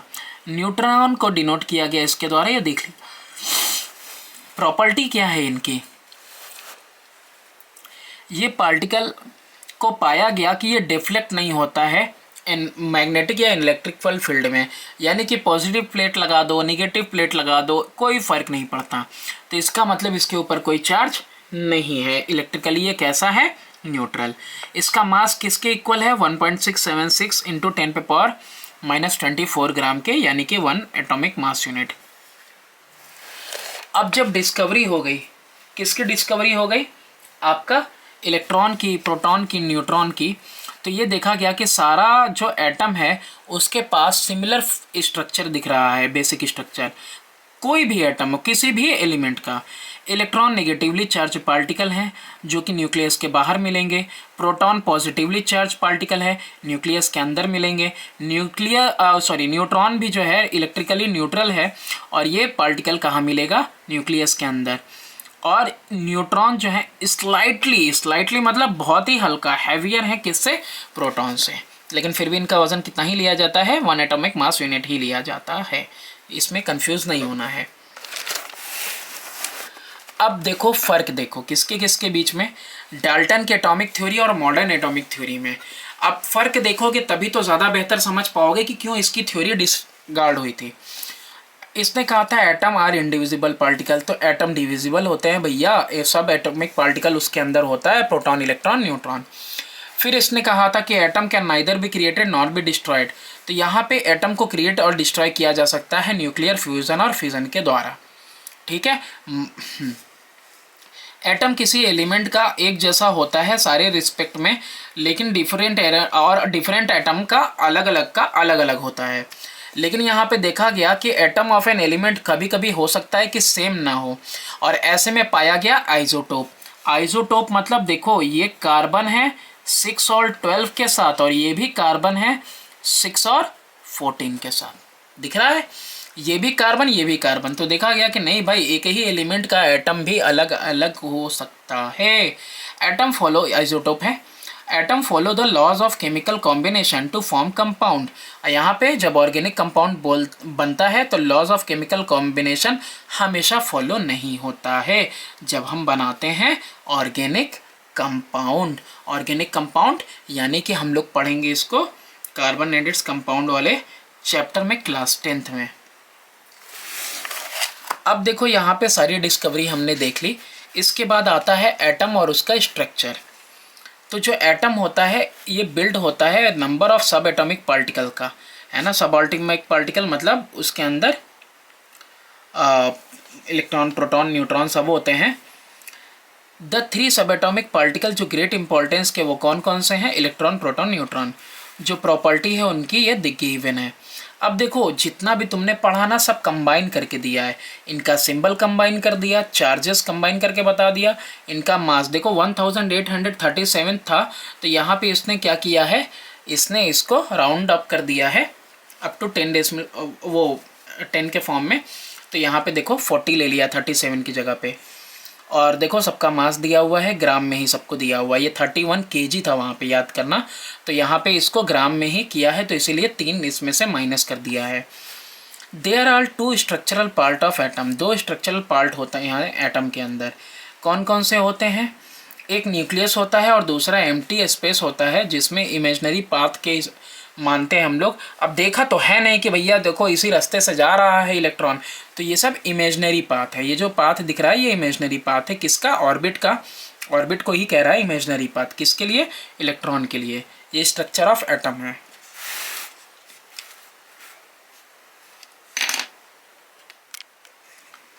तो न्यूक्लियस की बात करो तो देखो न्यूक्लियस जो है, प्रोटॉन और न्यूट्रॉन कलेक्टिवली इसको कहते हैं न्यूक्लियॉन्स, क्योंकि ये न्यूक्लियस के जो है मेंबर हैं। ये सब सेंट्रल पार्ट में मिलते हैं, न्यूक्लियस के सेंट्रल पार्ट में, न्यूक्लियस के अंदर मिलते हैं एटम में। ऑर्बिट क्या होता है, ऑर्बिट इमेजनरी पाथ है। जैसे कि हमने बताया ना कि वो मतलब माना जाता है कि इमेजनरी पाथ उसके चारों तरफ अलग अलग एनर्जी लेवल में ये रोटेट कर रहे हैं। तो ऑर्बिट यही है, इमेजनरी पाथ है जिस पे कि इलेक्ट्रॉन रिवॉल्व कर रहे हैं। एटॉमिक नंबर क्या होता है, तो एटॉमिक नंबर जो क्या होता है कि एक एटम के अंदर कोई भी एलिमेंट का एटम है उसका अपना खुद का कैरेक्टरिस्टिक होता है। नंबर ऑफ प्रोटॉन होते हैं उसके न्यूक्लियस में, जो कि उसको अलग करते हैं from the atom of other element. यानी कि जो नंबर ऑफ प्रोटॉन है ना उसकी वजह से जो है एक एटम दूसरे एटम से भिन्न होता है। यानी कि अगर नंबर ऑफ एटम प्रोटॉन अगर अलग अलग हैं तो यानी कि 2 एटम अलग अलग हैं। अगर किसी एटम के अंदर 4 हैं तो वो अलग टाइप का एटम है, और अगर किसी में 5 हैं तो वो अलग हैं, तो कैरेक्टरिस्टिक बदल जाएगा। और ये जो कैरेक्टरिस्टिक है ना नंबर ऑफ प्रोटॉन के हिसाब से, ये क्या है, एटॉमिक नंबर है। एटॉमिक नंबर किससे डिनोट होता है, नंबर ऑफ प्रोटॉन से ही, क्योंकि नंबर ऑफ प्रोटॉन चेंज होने वाला नहीं है। ठीक, तो एटॉमिक नंबर को डिनोट किया जाता है Z से। एटॉमिक नंबर इसीलिए इक्वल होता है नंबर ऑफ इलेक्ट्रॉन के लिए, और ख़ास तौर से किस में, न्यूट्रल एटम में। ऐसा नहीं, क्योंकि देखो इलेक्ट्रॉन लूज भी होते हैं गेन भी होते हैं, तो इसलिए इलेक्ट्रॉन का नंबर चेंज होता है। तो इसीलिए अगर कोई एटम ऐसा है जो इलेक्ट्रिकली न्यूट्रल है तो उसमें आपको प्रोटॉन और इलेक्ट्रॉन का सम सेम मिलेगा, तभी तो उसके अंदर चार्ज कैसा आ रहा है, 0 आ रहा है। जितना पॉजिटिव उतना ही negative charge. Number of proton total positive charge देता है जो कि न्यूक्लियस के अंदर होता है ना, total positive charge. Atomic number जो होता है इसका मतलब क्या है कि कितना प्रेजेंट है न्यूक्लियस के अंदर प्रोटॉन, और इलेक्ट्रॉन न्यूट्रल एटम में कितना है वो भी कह सकते हो। अगर न्यूट्रल एटम है तो कितना उसके अंदर इलेक्ट्रॉन है तो पता चल जाएगा एटॉमिक नंबर, या फिर पॉजिटिव चार्ज कितना है न्यूक्लियस के अंदर तो वो भी क्या कहलाएगा, एटॉमिक नंबर कहलाएगा।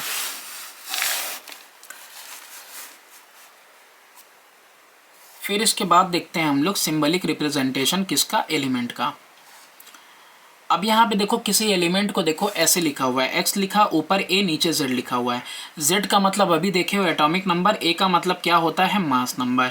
अब देखो मास नंबर क्या होता है, मास नंबर में ना, मास नंबर में जैसे हीलियम का हम लोगों ने देखा था कि हीलियम के अंदर 2 प्रोटॉन है, देखा हम लोगों ने, लेकिन उसका वजन कितना था, 4 था। तो भाई 2 प्रोटॉन होने की वजह से वजन 4 कैसे आया, 2 न्यूट्रॉन भी थे उसके अंदर। तो यानी कि न्यूट्रॉन और प्रोटॉन का सम मिला के जो आता है उसको हम लोग कहते हैं मास नंबर। मास नंबर में number of neutron plus number of proton लेते हैं हम लोग। तो इसका मतलब क्या हुआ, A is equal to P plus N. और न्यूट्रॉन अगर निकालना होगा तो number of proton minus mass number कर देंगे तो क्या निकलेगा आपका नंबर ऑफ वो ये प्रोटॉन निकल जाएगा, या कह सकते हो एटॉमिक नंबर निकल जाएगा। एग्जाम्पल में देखो यहाँ पे दिया हुआ है क्लोरीन का 35 मास है, 17 इसका क्या है आपका एटॉमिक नंबर। एटॉमिक नंबर का मतलब क्या है, नंबर ऑफ प्रोटॉन है। तो नंबर ऑफ प्रोटॉन इलेक्ट्रॉन के इक्वल होंगे क्योंकि यहाँ पे कैसा है, न्यूट्रल है। वहीं अगर आप देखो तो एटॉमिक नंबर का ये मास नंबर का मतलब क्या हो, प्रोटॉन न्यूट्रॉन दोनों प्लस करके 35 है। तो न्यूट्रॉन का मतलब क्या हो गया, न्यूट्रॉन का मतलब हो गया कि n plus P minus P, तो p से p कट जाएगा बचेगा n। तो देखो n is equal to A minus Z is equal to 18। ठीक है, ये सब पढ़ लिया ना, दोनों को मिला के बनता है, कोई दिक्कत नहीं। नेक्स्ट है distribution of electrons in the orbit, कि डिस्ट्रीब्यूशन कैसे होगा इलेक्ट्रॉन्स का ऑर्बिट में, बोर बरी स्कीम। डिस्ट्रीब्यूशन बहुत ज़रूरी है। अब भाई किसी ऑर्बिट में अलग अलग एनर्जी लेवल है तो किस में कितने इलेक्ट्रॉन्स रहेंगे वो कैसे पता चलेगा, कैसे डिस्ट्रीब्यूशन होगा इलेक्ट्रॉन्स का। तो डिस्ट्रीब्यूशन इलेक्ट्रॉन का अलग अलग शेल में जो हुआ है इसको कहते हैं हम लोग इलेक्ट्रॉनिक कॉन्फ़िगरेशन, कि किस शेल में कितना जाएगा। तो डिस्ट्रीब्यूशन इलेक्ट्रॉन का अलग अलग शेल में एटम के वो सजेस्ट किया गया था बोर और बरी के द्वारा। फॉलोइंग रूल वगैरह जो है कि अप्लाई हुए थे नंबर ऑफ इलेक्ट्रॉन लिखने के लिए अलग अलग एनर्जी लेवल में या फिर अलग अलग शेल में। तो इसमें क्या था कि जो maximum possible number of electron होंगे किसी भी एक शेल के अंदर वो 2n² से गिवन होगा। यहाँ पे n का मतलब होता है शेल, n का मतलब क्या है, शेल। अगर देखो यहाँ पे 2n² तो यानी पहला शेल का स्क्वायर, पहला शेल 1 है ना तो 1 का स्क्वायर, दूसरे शेल में है तो मतलब 2 का स्क्वायर, तीसरा शेल है तो 3 का स्क्वायर, चौथा शेल है तो 4 का स्क्वायर। तो इसके हिसाब से इस पहले वाले में k में 2 होने चाहिए, l में 8 होने चाहिए और m में 18 होने चाहिए और n में 32 होने चाहिए। अब आगे क्या कह रहा है कि इलेक्ट्रॉन जो है कि अटते नहीं है एक गिवन शेल में अनलेस जो है कि जो इनर शेल फिल ना हो। यानी कि अगर कहीं पे 2 शेल हैं मान लो, ठीक है, और इलेक्ट्रॉन कई सारे हैं, तो अब यहाँ पे क्या होगा, जब तक पहला वाले शेल में पूरा इलेक्ट्रॉन अट नहीं जाता तब तक दूसरे शेल में इलेक्ट्रॉन नहीं फिल होगा। और in other word shell are filled in step wise manner, यानी सबसे पहले के में भरा जाएगा इलेक्ट्रॉन, फिर उसके बाद एल में, फिर उसके बाद एम में, फिर उसके बाद एन में बचेगा। तो जो आउटर मोस्ट शेल होता है ना एक एटम का, वो 8 इलेक्ट्रॉन से ज़्यादा नहीं रख सकता। अगर उसकी कैपेसिटी उससे ज़्यादा इलेक्ट्रॉन की है तो भी, फॉर एग्जांपल इसीलिए देखो यहाँ पे 32 होगा तो लग रहा होगा 32 होगा, नहीं 18 होगा तो नहीं, KLMN दिख रहा है 20 इलेक्ट्रॉन के लिए, तो 20 में से सबसे पहले वाले में 2 गया, फिर 8 गया, 8 2 10 चला गया, सबसे बाहरी है 8 से ज़्यादा नहीं जा सकता, 18 लिखा है लेकिन 8 से ज़्यादा नहीं, तो 8 2 10 8 18 और 2 बचा, तो सबसे आउटर मोस्ट में कितना जाएगा, सिर्फ 2 जाएगा, यानी कि टोटल 20 इलेक्ट्रॉन्स।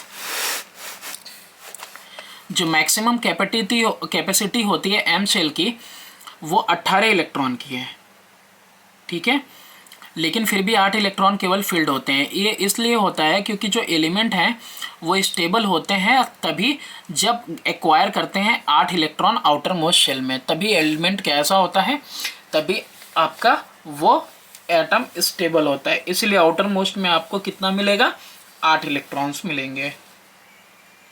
ऑल्दो एम वाले की कैपेसिटी आप देख सकते हो 18, तब भी आउटर मोस्ट शेल जो है केमिकली स्टेबल एटम का वो एकोमोडेट नहीं कर सकता है 8 electron except helium atom, can accommodate. Helium के अंदर क्या है, हीलियम के अंदर 2 ही एटम है।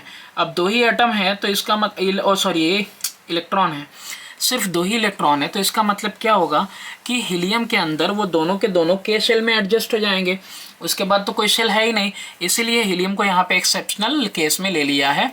बाकी जितने भी हैं सब में क्या होगा, उसके पास जो है बाहर में मैक्सिमम कैपेसिटी कितनी होगी, कम से कम 8 इलेक्ट्रॉन की होगी। स्ट्रक्चर जैसे मैग्नीशियम का हम देखें, 10 से ज़्यादा देखें तो ही बेहतर है, क्योंकि 10 से ज़्यादा देखेंगे तो 2,8 10 देखेंगे तो 2,8 आ जाएगा, 8 2 10, यानी दूसरे वाले में आउटर मोस्ट में 8 मिलेगा आपको। तो मैग्नीशियम के एटम को यहाँ पे इसने लिया हुआ है। तो मैग्नीशियम में देखो इसने डिस्ट्रीब्यूट किया है 2 के बाद कितना डिस्ट्रीब्यूट किया, 8 इलेक्ट्रॉन, 8 2 10 हो गया, तो बचा 2 ही इलेक्ट्रॉन, क्योंकि 12 होता है ना मैग्नीशियम का एटॉमिक नंबर, तो बाकी 2 कहाँ आ जाएंगे, सबसे आउटर मोस्ट ऑर्बिट में जाएंगे, तो सिर्फ 2 इलेक्ट्रॉन आउटर मोस्ट में है। यहाँ पे देखो इनको बताया हुआ है कि 18 है, अरे सॉरी 12 है, तो सबसे पहले में 2, उसके बाद में 8, 8 2 10 बचा 2 12 में से, तो वो 2 सबसे आउटर मोस्ट में जाएगा। तो इलेक्ट्रॉनिक कॉन्फ़िगरेशन 2 8 2 हो गया।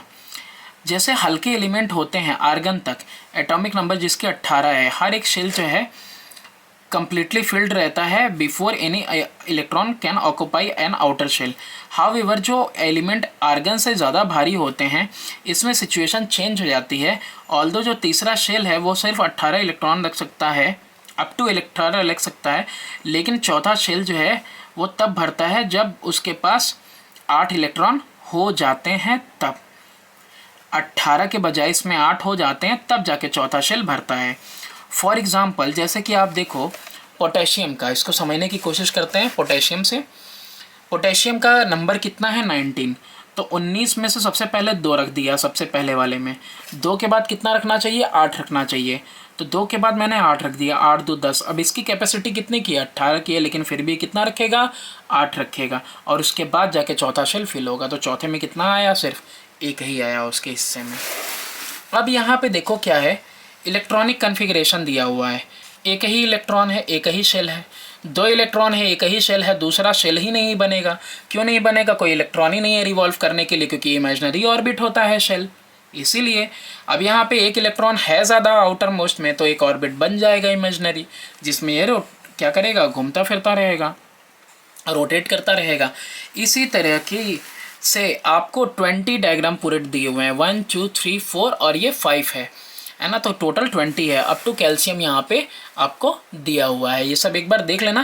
वैसे देखने की ज़रूरत नहीं है अगर आपको पता है कैसे डिस्ट्रीब्यूट करना है। जैसे K है, L है, M है, N है, नंबर मिला आपको 17, 17 में से 2 गया बचा 15, 15 में से 8 गया बचा कितना आपका 7 बचा, तो 8 2 10, 10 7 17, तो 287 आपको मिल गया। तो बस आप क्या करोगे, तुरंत आप एक डायग्राम बनाओगे जिसमें 3 शेल बनाओगे, अंदर में 2 रख देना, उसके बाद वाले में 8 रख देना, उसके बाद वाले में 7 रख देना, तो ऐसे आपको क्लोरीन का बन जाएगा। तो हर किसी का बन जाएगा। अब यहाँ पे कंबाइंड फॉर्म में दिया हुआ है main feature of structure of atom. सारे के सारे जो एटम हैं, है ना, सारे एलिमेंट के हाइड्रोजन को छोड़ के 3 फंडामेंटल पार्टिकल से बने हुए हैं, इलेक्ट्रॉन, प्रोटॉन और न्यूट्रॉन से बने हुए हैं। हाइड्रोजन एटम जो है उसके अंदर न्यूट्रॉन नहीं होता है, लिख दिया है, इसीलिए सिर्फ एक प्रोटॉन होता है, प्रोटॉन छोड़ के वो इलेक्ट्रॉन होता है, सॉरी, उसके अंदर, है ना। इसमें जो है कि आपको न्यूट्रॉन नहीं मिलेगा, प्रोटॉन होता है। प्रोटॉन को जब ये इलेक्ट्रॉन जब छोड़ देता है तो वो पॉजिटिवली चार्ज बन जाता है। न्यूक्लियस जो होता है वो सेंटर में मिलेगा, ये भी हमने पढ़ लिया। इसके अंदर प्रोटॉन और न्यूट्रॉन मिलेंगे, जो कि सारा का सारा मास इसी पे निर्भर करता है। जो न्यूक्लियस है पॉजिटिवली चार्ज होता है क्योंकि इसके अंदर प्रोटॉन होते हैं। इलेक्ट्रॉन बाहर में न्यूक्लियस के जो है रिवॉल्व करते हैं और इनका नेग्लिजिबल मास होता है। नंबर जो इलेक्ट्रॉन का होता है वो इक्वल होता है प्रोटॉन के, अगर वो एटम इलेक्ट्रिकली न्यूट्रल है तभी, है ना। फिर इसके बाद जो इलेक्ट्रॉन है रिवॉल्व करता है बहुत तेज़ी के साथ फिक्स सर्कुलर पाथ में न्यूक्लियस के चारों तरफ। ये सर्कुलर पाथ जो है एनर्जी लेवल है या शेल है या ऑर्बिट है, वही इमेजिनरी। ये जो एटम होते हैं अलग अलग एलिमेंट के, वो अलग अलग नंबर ऑफ इलेक्ट्रॉन, प्रोटॉन और न्यूट्रॉन रखते हैं। एटम ऑफ डिफरेंट एलिमेंट, उनमें नंबर ऑफ इलेक्ट्रॉन, प्रोटॉन और न्यूट्रॉन डिफर करता है। अब यहाँ 1 से लेके 20 तक यानी कैल्शियम तक के लिए दिया हुआ है कि उनका एक तो सिंबल दिया है, उनका एटॉमिक नंबर रेगुलर दिया है, मास नंबर दिया है, और साथ में जो है डिस्ट्रीब्यूशन भी दिया हुआ है इलेक्ट्रॉन्स का कि किस तरह से के में, एल में, एम में और एन में डिस्ट्रीब्यूशन है, और साथ में वैलेंसी दी है यानी कंबाइनिंग कैपेसिटी दी हुई है। अब यहाँ लिख भी दिया है कि कौन सा मेटल है, कौन सा नॉन मेटल है, यानी कौन क्या कर रहा है, किसकी वैलेंसी प्लस की है, किसकी वैलेंसी माइनस की है, यानी कौन गेन करेगा, कौन लूज करेगा। तो लूज करने वाले सारे के सारे मेटल हैं और गेन करने वाले सारे के सारे आपके नॉन मेटल हैं।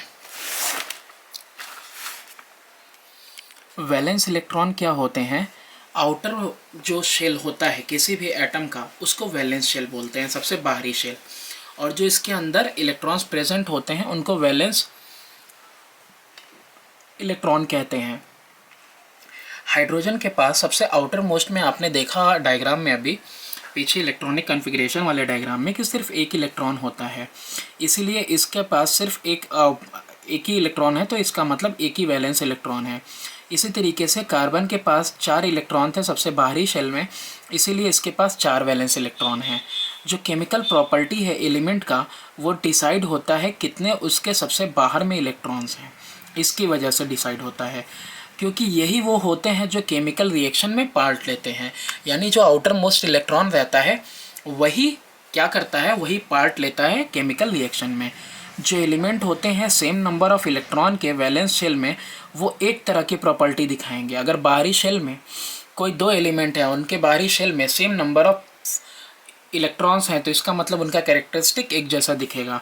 और जो अलग अलग नंबर ऑफ वैलेंस इलेक्ट्रॉन दिखेंगे तो इसका मतलब उनकी प्रॉपर्टी भी अलग अलग है। किसी के बाहर 3 है, किसी के बाहर 4 है वैलेंस इलेक्ट्रॉन, तो वो 3 वाला 4 वाले से बिल्कुल डिफरेंट प्रॉपर्टी शो करेगा। एलिमेंट जिनकी वैलेंसी 1 और 2 होती है या 3 होती है हाइड्रोजन को छोड़ के, वो सारे मेटल्स हैं। हाइड्रोजन एक नॉन मेटल है। ये एलिमेंट क्या कर सकते हैं, एलिमेंट्स जो लूज़ करते हैं इलेक्ट्रॉन को लूज़ कर देते हैं अपने अंदर से, वो फॉर्म करते हैं पॉजिटिवली चार्ज पार्टिकल बन जाते हैं, पॉजिटिवली चार्ज एटम बन जाते हैं, और इनको कैटायन कहा जाता है। जैसे यहाँ पे सोडियम है, सोडियम 11वें नंबर पे आता है एटॉमिक नंबर में, तो 11 में से 2 गया 9 बचा, 9 में से 8 गया 1 बचा, तो बाहरी इलेक्ट्रॉन सिर्फ और सिर्फ 1 है। तो हमने देखा 1 होगा, 2 होगा, 3 होगा तो वो लूज़ करेगा, तो यहाँ पे ये 1 लूज़ हो जाएगा। अगर ये लूज़ हो जाएगा तो ये पॉजिटिव चार्ज आ जाएगा। कैसे आ जाएगा वो भी देख लेते हैं। हम कह रहे हैं कि 11 इलेक्ट्रॉन है यानी निगेटिव चार्ज, 11 प्रोटॉन है यानी पॉजिटिव चार्ज। ये दोनों मिलके क्या कर रहे हैं, पूरे एटम को इलेक्ट्रिकली न्यूट्रल बना रहे हैं। तो अगर इसमें से 1 इलेक्ट्रॉन चला गया तो बचा कितना इलेक्ट्रॉन, 10 इलेक्ट्रॉन, यानी 10 निगेटिव चार्ज। प्रोटॉन निकल के जाएगा कहीं, न्यूक्लियस से नहीं जाएगा। तो अगर प्रोटॉन निकल के न्यूक्लियस से नहीं गया तो बैलेंस में एक पॉजिटिव चार्ज एक्स्ट्रा है, यही पॉजिटिव चार्ज पूरे एटम पे दिखाई देगी, यानी कि वो कैटायन बन जाएगा और उसके ऊपर पॉजिटिव चार्ज आ जाएगा। फिर बात करते हैं कि ये बहुत ही अच्छे रिड्यूसिंग एजेंट होते हैं। एलिमेंट जिनका 4, 5, 6 होता है वो क्या करते हैं, या 7 होता है सबसे बाहर में, वो नॉन मेटल होते हैं। अब जिनमें 5, 6, 7 रहेगा वो मेनली क्या करेंगे, वो किसी और एटम से इलेक्ट्रॉन ले लेंगे। ये एलिमेंट गेन करते हैं इलेक्ट्रॉन और अपने आप को निगेटिवली चार्ज बना लेते हैं। इनमें भी अभी देखो 2, 8, 7, 17, यानी कि 17 इलेक्ट्रॉन, 17 प्रोटॉन, यानी कि पूरा एटम इलेक्ट्रिकली कैसा है, न्यूट्रल है। अब इसमें से क्या करो, 1 इलेक्ट्रॉन और इसने ले लिया, ये गेन कर रहे हैं। अब 18 इलेक्ट्रॉन, क्या प्रोटॉन में कोई इंक्रीज हुआ, नहीं हुआ। अब बैलेंस में देखो तो 1 इलेक्ट्रॉन एक्स्ट्रा है, यही नेगेटिव चार्ज पूरे के पूरे एटम पे दिखाई देगी, और एटम कैसा हो गया, negatively charge atom is called anion. और ये अच्छे रिड्यूसिंग एजेंट कहलाते हैं, ये अच्छे ऑक्सीडाइजिंग एजेंट।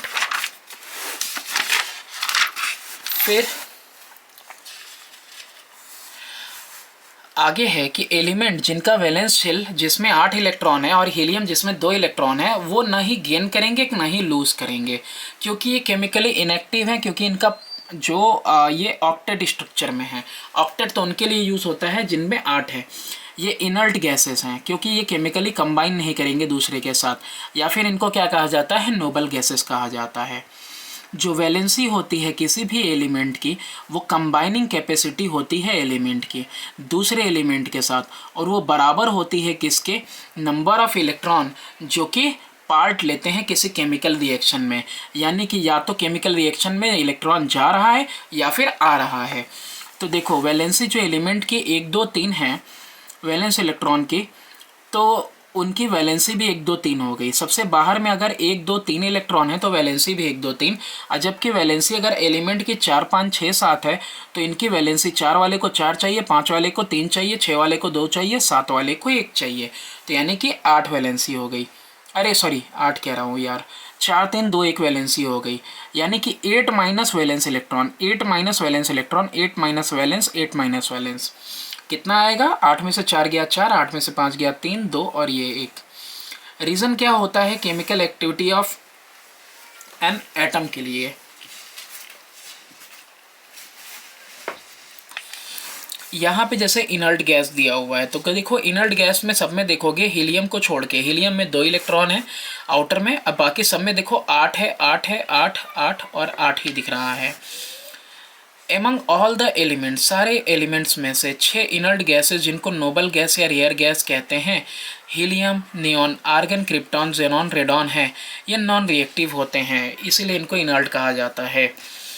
ये कंबाइन नहीं करते हैं दूसरे एटम्स के साथ ताकि वो मॉलिक्यूल बनाएं, क्योंकि इनका outer most shell already fill है 8 इलेक्ट्रॉन से।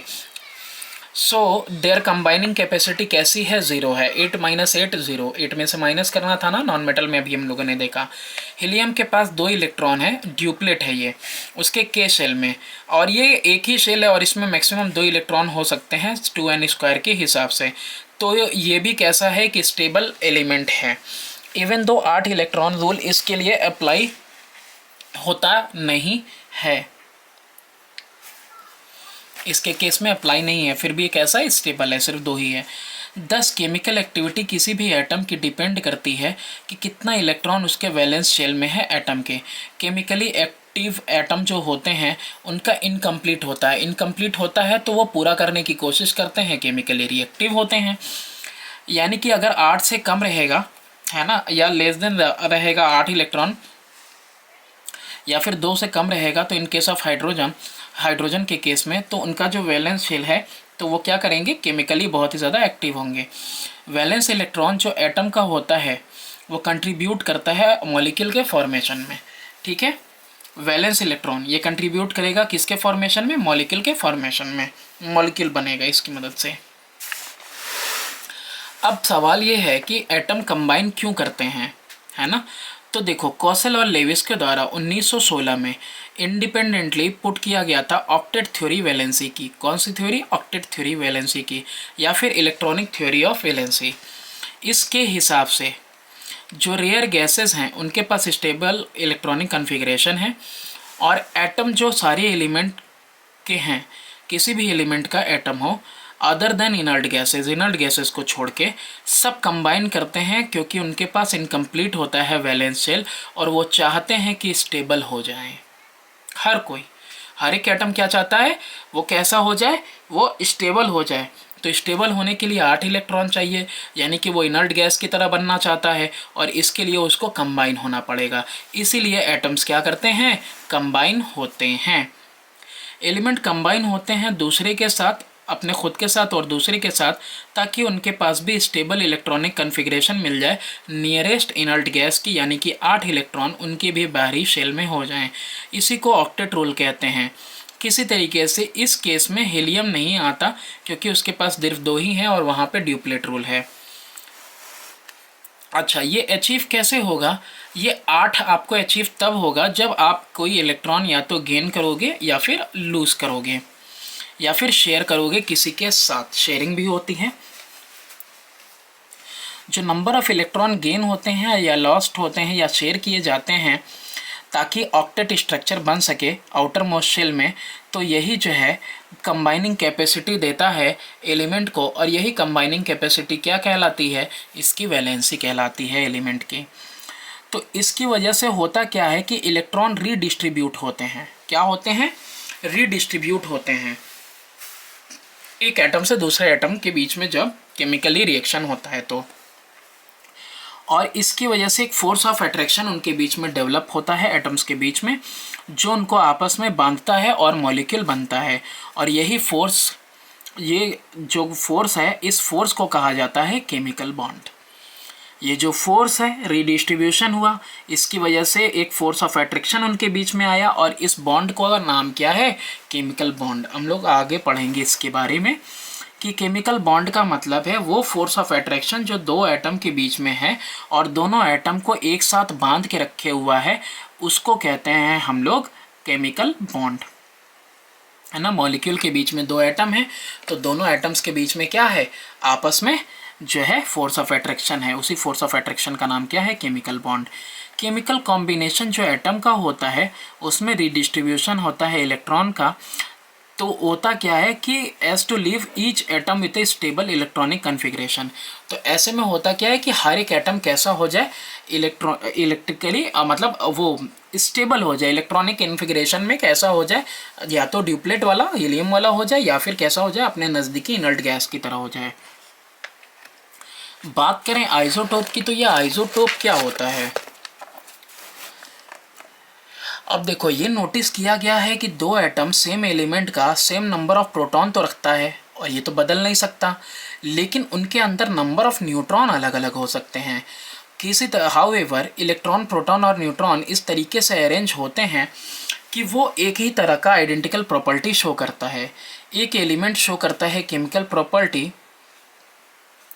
सिमिलर केमिकल प्रॉपर्टी, लेकिन प्रोसेस कर सकता है अलग अलग मास, और इसको कहा जाता है आइसोटोपी। फिर से ध्यान से समझें, सेम नंबर ऑफ प्रोटॉन हो सकता है, डिफरेंट नंबर ऑफ न्यूट्रॉन हो सकता है, ठीक है। तो सेम नंबर ऑफ न्यूट्रॉन, वो सेम नंबर ऑफ प्रोटॉन है और डिफरेंट नंबर ऑफ प्रोटॉन और डिफरेंट नंबर ऑफ न्यूट्रॉन की वजह से इनमें क्या हो सकता है कि ये सिमिलर केमिकल प्रॉपर्टी शो करेंगे, और ये मास लेकिन अलग है न्यूट्रॉन के अलग होने की वजह से। तो इस फिनोमेनन को बोलते हैं आइसोटोपी। और जो वैरायटी है एटम्स का, इसको कहते हैं आइसोटोप्स। आइसोटोप को कैसे डिफाइन किया गया है? आइसोटोप को डिफाइन किया गया है कि एटम है सेम एलिमेंट का, कार्बन का मैंने एग्जांपल दिया था शुरू में, एटम है सेम एलिमेंट का, लेकिन इनका जो है कि सेम एटॉमिक नंबर भी है, यानी प्रोटॉन भी सेम है, लेकिन इनका मास नंबर डिफरेंट है। और वो मास नंबर में डिफरेंस किसकी वजह से आ रहा है? न्यूट्रॉन की वजह से आ रहा है। जैसे हाइड्रोजन में भी देखोगे ना, तो हाइड्रोजन के 3 आइसोटोप हैं।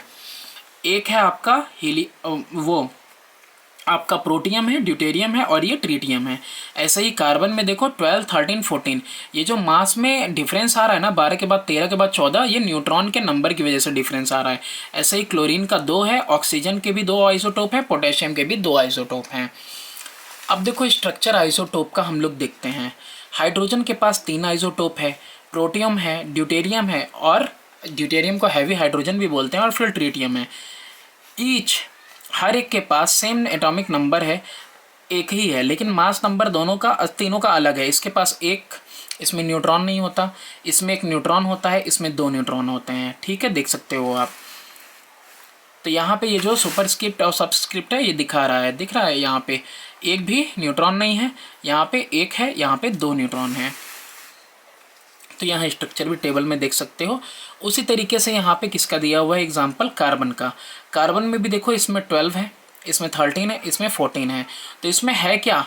सबके आउटर मोस्ट ऑर्बिट में इलेक्ट्रॉन सब में सेम है, इलेक्ट्रॉन भी सब में सेम है, प्रोटॉन भी सब में सेम है, बस गिनती किसकी अलग है?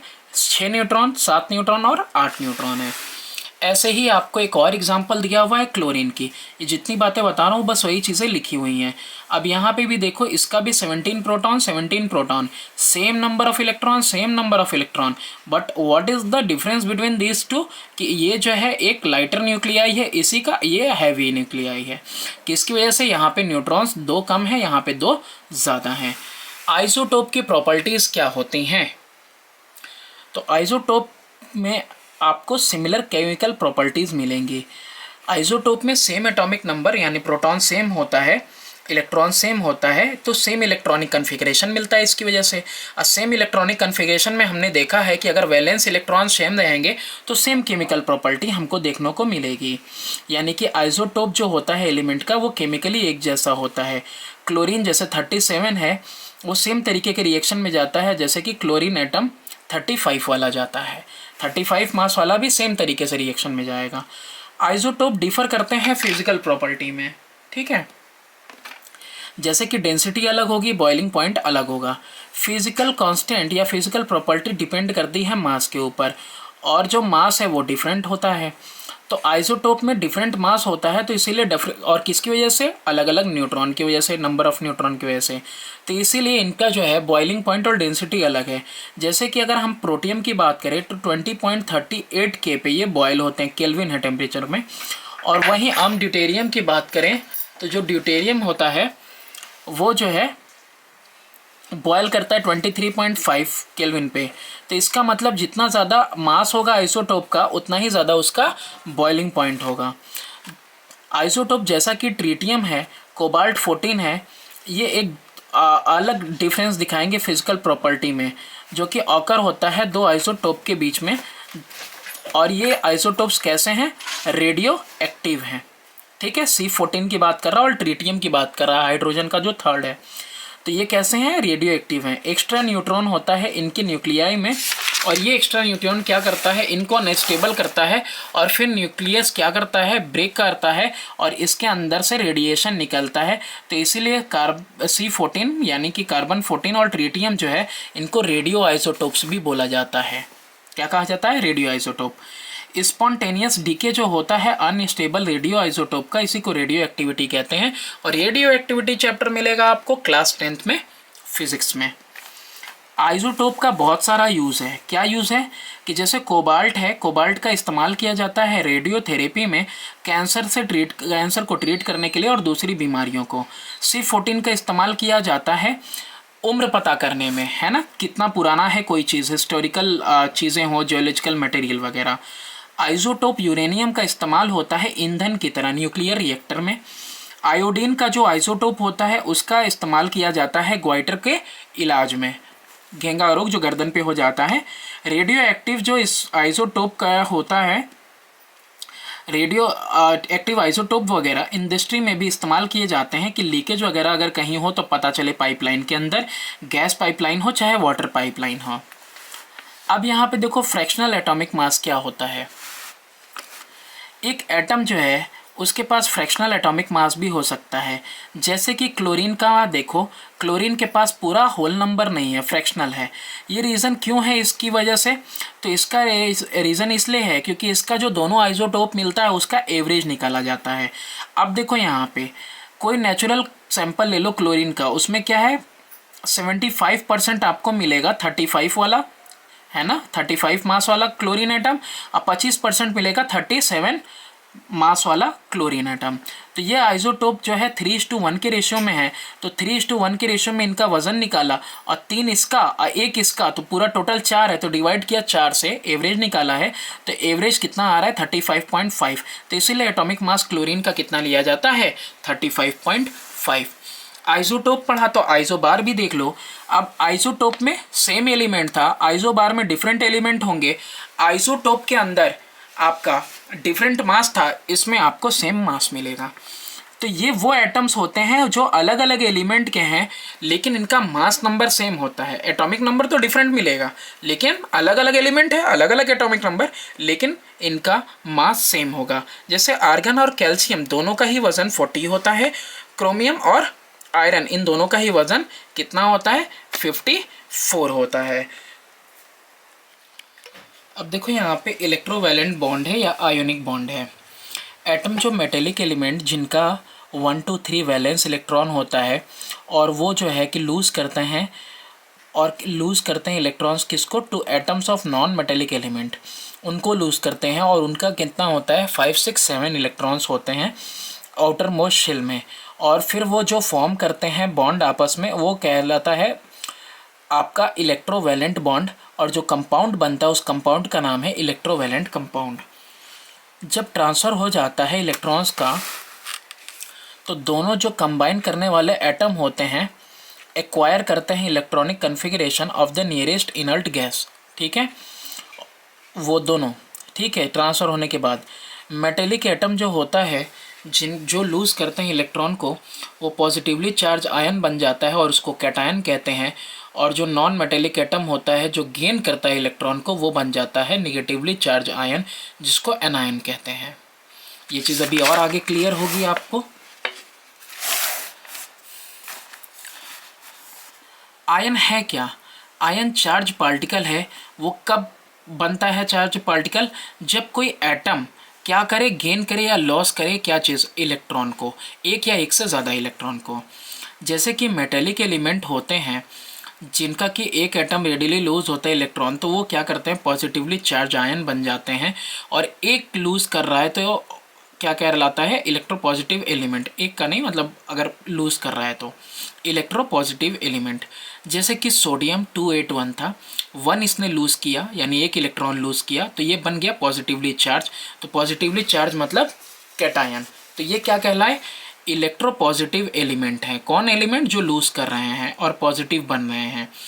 उसी तरीके से हम नॉन मेटल की बात करें तो नॉन मेटल में जो एक्सेप्ट करते हैं इलेक्ट्रॉन को और निगेटिवली चार्ज आयन बन जाते हैं, उनको कहा जाता है इलेक्ट्रोनेगेटिव एलिमेंट। अब इलेक्ट्रोनेगेटिव मतलब जैसे क्लोरीन का 2,8,7 इलेक्ट्रॉनिक कॉन्फ़िगरेशन था, तो 7 को एक और चाहिए 8 होने के लिए, एक इलेक्ट्रॉन ऐड हो गया और इनके ऊपर नेगेटिव चार्ज आ गया, ये एनायन बन गए। तो जो कैटायन और एनायन होते हैं, अब देख सकते हो सोडियम क्लोराइड NaCl। अब ये सोडियम पे पॉजिटिव चार्ज, क्लोरीन पे नेगेटिव चार्ज, ये पॉजिटिव नेगेटिव को अट्रैक्ट करेगा। इन दोनों के बीच में जो बॉन्ड बनेगा उस बॉन्ड का नाम होगा इलेक्ट्रोवैलेंट बॉन्ड, और जो कंपाउंड बनेगा इलेक्ट्रोवैलेंट कंपाउंड। अब यहाँ पे जो कैटायन और एनायन है अपोजिट होते हैं एक दूसरे के, इसलिए एक दूसरे को अट्रैक्ट करते हैं और केमिकल बॉन्ड बनता है। और ये जो केमिकल बॉन्ड का फॉर्मेशन है, ये इलेक्ट्रोस्टैटिक फोर्स की वजह से हुआ है, मतलब पॉजिटिव और नेगेटिव चार्ज के बीच में जो फोर्स होता है उसकी वजह से हुआ है। इसीलिए इसको इलेक्ट्रोवैलेंट या आयोनिक बॉन्ड बोलते हैं। यानी आप कह सकते हो कि मेटल नॉन मेटल के बीच में जो बॉन्ड बनेगा that is called electrovalent bond या आयोनिक बॉन्ड। जो केमिकल है कंपाउंड फॉर्म होता है इन रिजल्ट से ट्रांसफ़र ऑफ इलेक्ट्रॉन के एक एटम से दूसरे एटम को, या दूसरे, तो उसको क्या बोलते हैं, आयोनिक कंपाउंड बोलते हैं। इलेक्ट्रोवैलेंसी क्या होती है, तो नंबर ऑफ इलेक्ट्रॉन जो एक एटम लूज कर रहा है या गेन कर रहा है इलेक्ट्रोवैलेंट बॉन्ड फॉर्म करने के टाइम पे, उसको बोलते हैं इलेक्ट्रोवैलेंसी। ठीक है। फिर इसके आगे है मेटल जिनके पास 1, 2 या 3 इलेक्ट्रॉन होते हैं बाहरी शेल में, वैलेंस शेल में, उनकी टेंडेंसी होती है कि वो उन इलेक्ट्रॉन्स को क्या करें, लूज़ कर दें।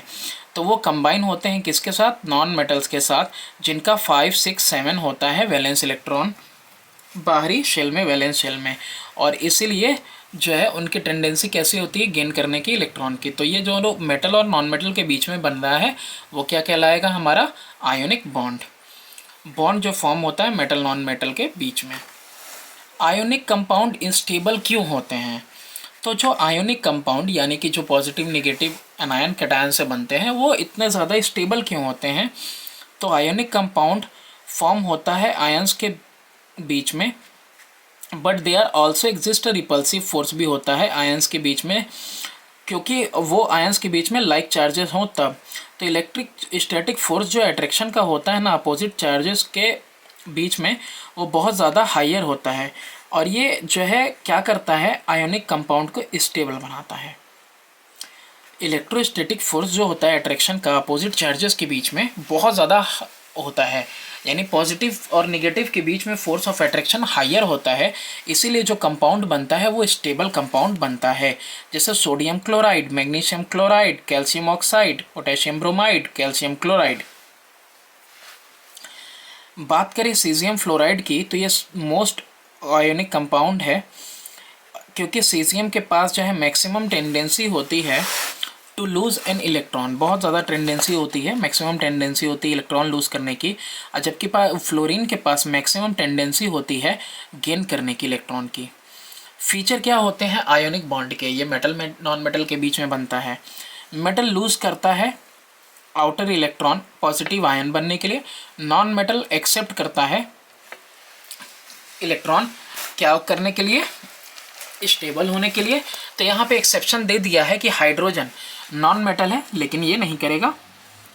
In both cases the ion formed, अब दोनों ही केस में, यहाँ देखो पॉजिटिव आयन बना, यहाँ निगेटिव आयन बना, आयन जो फॉर्म हुआ है have a more stable electron arrangement, और वो जो है नियरेस्ट नोबल गैस की तरह होगा।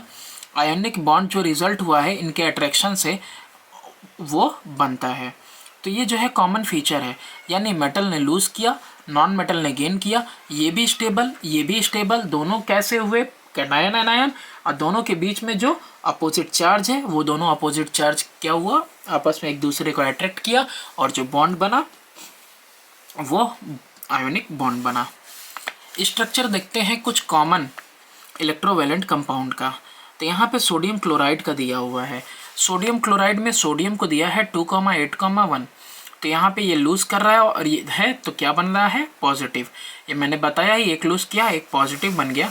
वेयर एज जो कि देखो 2,8,7 क्लोरीन का है, क्लोरीन ने क्या किया, एक गेन किया। तो जो आपको बॉन्ड मिलेगा वो देखो कैसा मिलेगा, ये सारी चीज़ें बस वैसे ही लिखी हुई हैं, है ना, कि एक की कमी हो गई तो जिसकी वजह से वो पॉजिटिव चार्ज हो गया, एक इलेक्ट्रॉन चला गया तो एक इलेक्ट्रॉन ज़्यादा आ गया तो उसके ऊपर नेगेटिव चार्ज आ गया। यहाँ सोडियम के ऊपर एक पॉजिटिव चार्ज एक्स्ट्रा, ये सॉरी आउटर मोस्ट शेल में सोडियम में एक इलेक्ट्रॉन है, तो ये एक इलेक्ट्रॉन इजीली लूज़ हो जाएगा। तो ये जो लूज़ होगा, तो लूज़ करने के लिए गेन करने वाला भी कोई होना चाहिए, तो गेन करने के लिए यहाँ कौन है, यहाँ पे आपका क्लोरीन है। क्लोरीन क्या कर रहा है, इस आउटर मोस्ट ऑर्बिट में से एक इलेक्ट्रॉन ले रहा है, एक्सेप्ट कर ले रहा है, ये लूज़ कर रहा है। लूज़ क्यों करेगा, स्टेबल होने के लिए। ये गेन क्यों करेगा, स्टेबल होने के लिए। ये लूज़ करके स्टेबल हुआ तो पॉजिटिव चार्ज, और ये गेन होके स्टेबल किया अपने आप को गेन करके, तो ये कैसा हुआ, निगेटिवली चार्ज। तो ये जो पॉजिटिव और निगेटिव के बीच में जो बॉन्ड बनेगा वो कैसा बनेगा, आयोनिक बॉन्ड बनेगा, है ना। इनके बीच में कूलम फोर्स लग रहा है ना, चार्जेस के बीच में। ये सोडियम का आयन है, ये क्लोराइड का आयन है, दिख रहा है ना। 2,8 हो गया क्योंकि एक लूज कर दिया, और 2,8,7 से 2,8,1 हो गया क्योंकि इसने एक गेन कर लिया। जो कैटायन है और एनायन है सोडियम और क्लोरीन का, अट्रैक्ट होते हैं इलेक्ट्रिकल चार्ज की वजह से, और ये इलेक्ट्रिकल चार्ज को और क्या कहते हैं, कूलम फोर्स की वजह से, जो इन दोनों के बीच में पैदा हुआ। और क्यों पैदा हुआ, क्योंकि ये दोनों अपोजिटली चार्ज हो गए। Electron dot symbol, Levi symbol, इसके बारे में भी देख लो आप, बहुत आता है।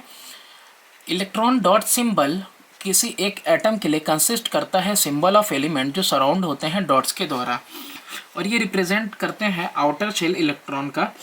जो पेयर्ड इलेक्ट्रॉन होते हैं वो रिप्रेजेंट किए जाते हैं पेयर ऑफ डॉट से, और जो अनपेयर्ड इलेक्ट्रॉन होते हैं वो आउटर मोस्ट ऑर्बिट में वो रिप्रेजेंट किए जाते हैं सिंगल डॉट के द्वारा। आउटर मोस्ट ऑर्बिट वाले सिंगल डॉट के द्वारा रिप्रेजेंट किए जाते हैं। तो इसी तरीके से अगर इलेक्ट्रॉन डॉट सिंबल देखो हाइड्रोजन का तो सिर्फ एक डॉट, और ऑक्सीजन का देखोगे तो यहाँ पे डबल डबल डबल डॉट की तरह दिखाया, वो सॉरी सिंगल ही डॉट है लेकिन चारों तरफ लगा हुआ है, क्योंकि इसके आउटर मोस्ट में 6 मिलते हैं। तो अब यहाँ देखो डॉट स्ट्रक्चर से अमोनिया का बना के दिखाया हुआ है। देखो यहाँ पे ये जो आपको दिख रहा है, इसमें देखो ये आपका बनाया हुआ है, इसने डॉट बनाया हुआ है, ये देखो दोनों एक साथ लगा हुआ है ना। तो ये यानी कि अनपेयर्ड है, ये पेयर्ड है, पेयर्ड है, ये पेयर्ड है, ये और ये क्या कर रहा है, पेयर हो रहा है, और ये अनपेयर्ड है। ऐसे ही इलेक्ट्रॉन डॉट स्ट्रक्चर अगर सोडियम क्लोराइड का देखें सॉरी तो इसको किस तरीके से बनाया हुआ है, इसको देखो सिर्फ एक ही आउटर मोस्ट में है, इसके आउटर मोस्ट में 7 है, तो इसके आउटर मोस्ट वाला दिखाया हुआ है, इसके आउटर मोस्ट वाला 7 दिखाया हुआ है, ये इसको दे रहा है, और देखो यहाँ सोडियम क्लोराइड बन रहा है। ऐसे ही मैग्नीशियम क्लोराइड का एकदम सेम तरीके से है। मैग्नीशियम में 2 इलेक्ट्रॉन लूज हुए तो 2 बार पॉजिटिव चार्ज आएगा, यानी 2 पॉजिटिव आएगा इसके ऊपर। ऐसे ही इसके लिए अब 2 पॉजिटिव चार्ज है, और अगर क्लोरीन के साथ कंबाइन करते हैं तो अगर एक क्लोरीन का एटम आया तो एक क्लोरीन का एटम एक ही पॉजिटिव चार्ज, एक ही इलेक्ट्रॉन लेगा इसका, है कि नहीं, स्टेबल हो जाएगा। तो दूसरा इसने जो लूज़ किया वो बचा हुआ है, तो इसके लिए एक और क्लोरीन का एटम आएगा, तो 2 क्लोरीन के एटम कंबाइन होंगे किसके साथ, मैग्नीशियम के एक एटम के साथ 2 क्लोरीन के एटम कंबाइन होंगे, क्योंकि 2 इलेक्ट्रॉन इसमें से निकलेगा तो एक क्लोरीन ले लेगा और दूसरा क्लोरीन ले लेगा। तो यहाँ पे देखो दोनों क्लोरीन क्या हो जाएंगे, स्टेबल हो जाएंगे, और मैग्नीशियम कैसा हो जाएगा, पॉजिटिव। तो ये फिर ये इन दोनों के बीच में जो बॉन्ड बनेगा, इन तीनों के बीच में, वो कैसा बॉन्ड बनेगा, आयोनिक बॉन्ड बनेगा, क्योंकि ये दोनों निगेटिव इस पॉजिटिव की तरफ क्या होंगे, अट्रैक्ट होंगे। अरे भैया इसके ऊपर पॉजिटिव फोर्स डबल है, इनके पास negative negative force single single है, तो ये इनके साथ कंबाइन हो जाएगा। और फिर देखो एज अ होल ये भी कैसा रहेगा, न्यूट्रल रहेगा। तो इसीलिए यहाँ पे जो रेशियो है कितना आ जा रहा है, magnesium two magnesium chloride ion की 1:2 आ जा रहा है। तो मैग्नीशियम क्लोराइड देख रहे हो, मैग्नीशियम की जो वैलेंसी थी किधर आ गई, क्लोरीन की तरफ आ गई। और ये हम लोगों ने फर्स्ट चैप्टर में पढ़ रखा है लैंग्वेज ऑफ केमिस्ट्री में। इसी तरीके से बनाया हुआ है कैल्शियम ऑक्साइड का। कैल्शियम का कितना है, 20 नंबर पे कैल्शियम है। और ऑक्सीजन कितने नंबर पे है, ऑक्सीजन आपका 8 नंबर पे है। अब देखो ये 6 है इसके आउटर मोस्ट में, दिख रहा है 6 है, इसके आउटर मोस्ट में 2 है, ये 2 दे देगा इस 6 को, और ये 6 वाला 2 ले लेगा। ये जब 2 लूज करेगा तो 2,8,1 स्टेबल, ये जब 2 पा लेगा तो ये भी कैसा हो जाएगा, स्टेबल। अब इसके ऊपर 2 पॉजिटिव चार्ज 2 नेगेटिव चार्ज दोनों आपस में कंबाइन कर जाएंगे। क्यों, क्योंकि ये इलेक्ट्रिकली कैसे हो गए हैं, ये कैटायन हो गया, ये एनायन हो गया। ठीक है, इलेक्ट्रॉन डॉट स्ट्रक्चर, इसके पास 2 बाहरी थे और इसके पास 6 बाहरी हैं, तो सिर्फ वैलेंस इलेक्ट्रॉन को दिखाया जाता है डॉट से। ठीक है, तो ये दोनों पेयर यहाँ पे आके इसके साथ मिल जा रहे हैं, और देखो इसके ऊपर 2- चार्ज आ जा रहा है, इसके ऊपर 2 पॉजिटिव चार्ज आ रहा है। इसके अलावा भी कुछ बातें दी हुई हैं।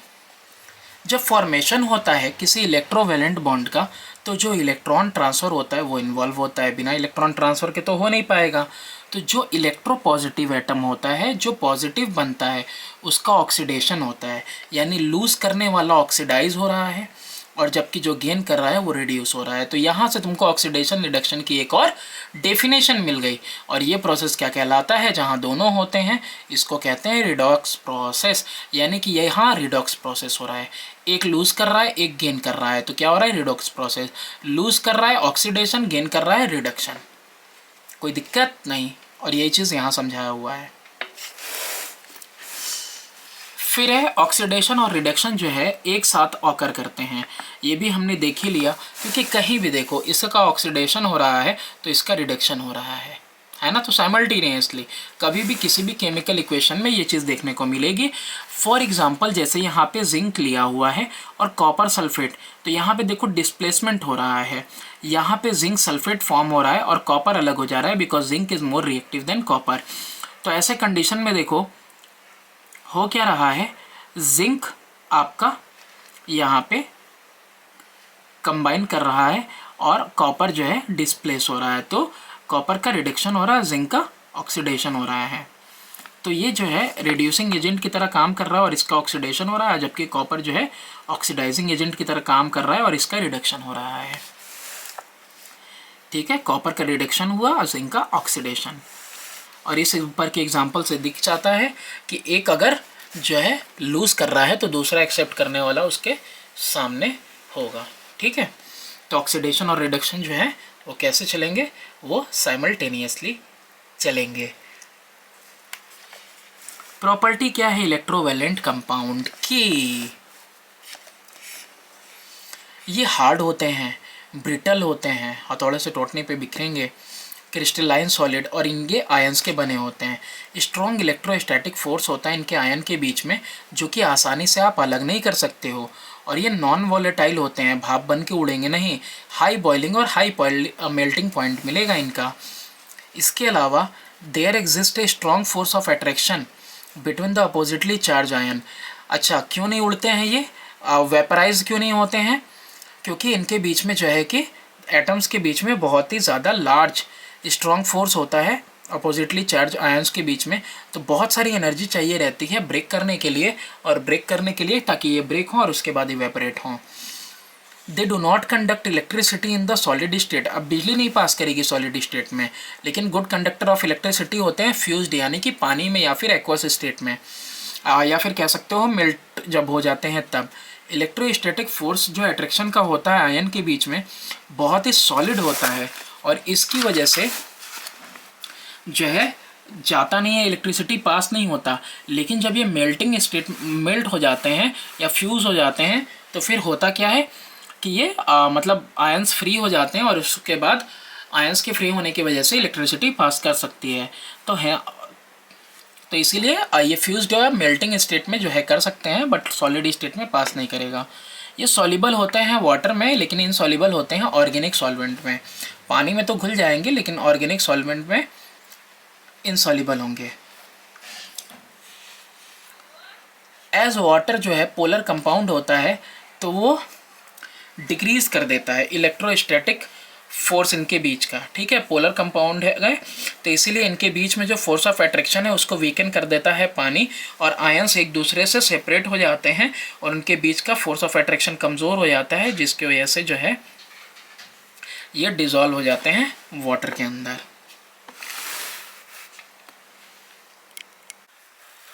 बात करें कोवेलेंट बॉन्ड की, या फिर कोवेलेंट को मॉलिक्यूलर बॉन्ड भी कहते हैं, तो ऐसा केमिकल बॉन्ड जो कि फॉर्म होता है दो कंबाइनिंग एटम के बीच में जिनमें म्यूचुअल शेयर होता है, मतलब ट्रांसफ़र नहीं, म्यूचुअल शेयर होता है एक या एक से ज़्यादा पेयर ऑफ इलेक्ट्रॉन, तो उसको कहते हैं कोवेलेंट या फिर मॉलिक्यूलर बॉन्ड कहते हैं। और जो कंपाउंड फॉर्म हो रहा है इस तरह की बॉन्डिंग से उसको कोवेलेंट बॉन्ड हम लोग कहते हैं। अब इसमें देखो, जैसे कि हम आपको दोनों बता रहे हैं, जैसे कि एक हमने ये देखा था कि मैग्नीशियम के ऊपर 2+ चार्ज आया 2 लूज़ करने पे, और क्लोरीन के 2 एटम क्या किए, इसका एक एक इलेक्ट्रॉन जो है ले लिए। ठीक है, तो इनके ऊपर चार्जेस आए और चार्जेस की वजह से एक साथ कंबाइन किए तो ये आयोनिक बॉन्ड बना। कैसा बॉन्ड बना? आयोनिक। और आयोनिक बॉन्ड को ही हम लोग क्या कहते हैं? इलेक्ट्रोवेलेंट बॉन्ड कहते हैं। वेयरएज यहाँ पे क्या कह रहा है, जैसे कि ऑक्सीजन है, ठीक है, ये ऑक्सीजन का एटम है जिसके आउटर मोस्ट में कितने रहेंगे? 3 3 6 6 इलेक्ट्रॉन्स रहेंगे। वहीं एक हाइड्रोजन इसके साथ शेयर करेगा, एक दूसरा हाइड्रोजन इसके साथ शेयर करेगा। तो ये जो बॉन्डिंग हुई इसमें ट्रांसफ़र नहीं हुआ, यहाँ पे क्या हो रहा है, एक्चुअली ट्रांसफ़र हो रहा है। किसका? इलेक्ट्रॉन का। यहाँ पे क्या हो रहा है? म्यूचुअल शेयरिंग हो रही है। इस बॉन्ड को हम लोग क्या कहने वाले हैं? इसी बॉन्ड के लिए कह रहा है ये कोवेलेंट बॉन्ड है। ठीक है, जो मॉलिक्यूल इससे बनता है due to the sharing of electrons is called covalent molecule. तो इस मॉलिक्यूल के क्या बोलेंगे? कोवेलेंट मॉलिक्यूल बोलेंगे। यानी कि H2O कैसा था? कोवेलेंट मॉलिक्यूल था। जो एटम है नॉन मेटल के, यूजुअली जिनका 5 6 7 इलेक्ट्रॉन है आउटर मोस्ट शेल में, कार्बन को छोड़ के, है ना, जिसके पास 4 है, और हाइड्रोजन को भी जिसके पास सिर्फ 1 इलेक्ट्रॉन है आउटर मोस्ट शेल में, उसको छोड़ के, ठीक है, इन दो को छोड़ के बाकी सब नॉन मेटल्स दिखोगे तो सबके पास आउटर मोस्ट में या तो 5 मिलेगा, या तो 6 मिलेगा, या तो 7 इलेक्ट्रॉन्स मिलेंगे। जो एटम है सच एलिमेंट के, वो फेवर नहीं करते हैं लॉस ऑफ इलेक्ट्रॉन। ये 5 इलेक्ट्रॉन पूरे ट्रांसफ़र नहीं हो सकते, 6 नहीं हो सकता, 7 नहीं, due to energy consideration and thus the transfer of electron is not possible. बहुत ज़्यादा एनर्जी चाहिए तो इसीलिए इलेक्ट्रॉन ट्रांसफ़र इसमें पॉसिबल नहीं हो पाता है। और इलेक्ट्रॉन ट्रांसफ़र पॉसिबल नहीं हो पाता है तो देयरफॉर ये अपना ऑक्टेट कैसे कंप्लीट करते हैं? शेयर करके म्यूचुअली, एक या एक से ज़्यादा पेयर इलेक्ट्रॉन की ये सब क्या करते हैं? शेयर करते हैं, और शेयर करके ऑक्टेट फॉर्म करते हैं। हर एक एटम कंट्रीब्यूट करता है इक्वल नंबर ऑफ इलेक्ट्रॉन। कितना इलेक्ट्रॉन? इक्वल नंबर ऑफ सारे एटम। तो जब भी नॉन मेटल कंबाइन करेगा दूसरे नॉन मेटल के साथ स्टेबल कॉन्फ़िगरेशन पाने के लिए, तो शेयरिंग जो इलेक्ट्रॉन की होगी दो एटम्स के बीच में, सेम एटम्स के बीच में, दोनों वैसे ही हैं, तो वो शेयरिंग कैसे होगी? वो शेयरिंग आपकी होगी कोवेलेंट बॉन्ड वाली। फॉर एग्जांपल हाइड्रोजन एक नॉन मेटल है और क्लोरीन कैसा है? वो भी एक नॉन मेटल है। तो जब HCl फॉर्म होता है तो जो शेयरिंग होती है इसमें हाइड्रोजन जो है क्लोरीन के साथ जो शेयर करता है एटम, तो ये जो बॉन्ड बनता है इसको कहते हैं हम लोग कोवेलेंट बॉन्ड। और ये हम लोगों को नोट करना चाहिए कि जो कोवेलेंट बॉन्ड होता है वो दो एटम्स के बीच में भी हो सकता है सेम नॉन मेटल के। फॉर एग्जांपल 2 क्लोरीन के जो एटम हैं वो भी आपस में कंबाइन कर सकते हैं और एक एक एटम आपस में शेयर करके, जैसे Cl2 का मॉलिक्यूल बनता है, क्लोरीन का मॉलिक्यूल बनता है। And a covalent bond is formed between the two chlorine atoms. तो ऐसा भी हो सकता है जैसे कि हम लोगों ने बात की थी शुरुआत में, जैसे H2 बन गया, N2 बन गया, O2 बन गया, O3 बन गया, Cl2 बन गया। तो इसमें हो क्या रहा है, आपस में दो एटम सेम एलिमेंट के क्या कर ले रहे हैं, म्यूचुअली शेयर कर ले रहे हैं, म्यूचुअली शेयर कर रहे हैं, म्यूचुअली शेयर कर रहे हैं, म्यूचुअली शेयर कर रहे हैं सब में।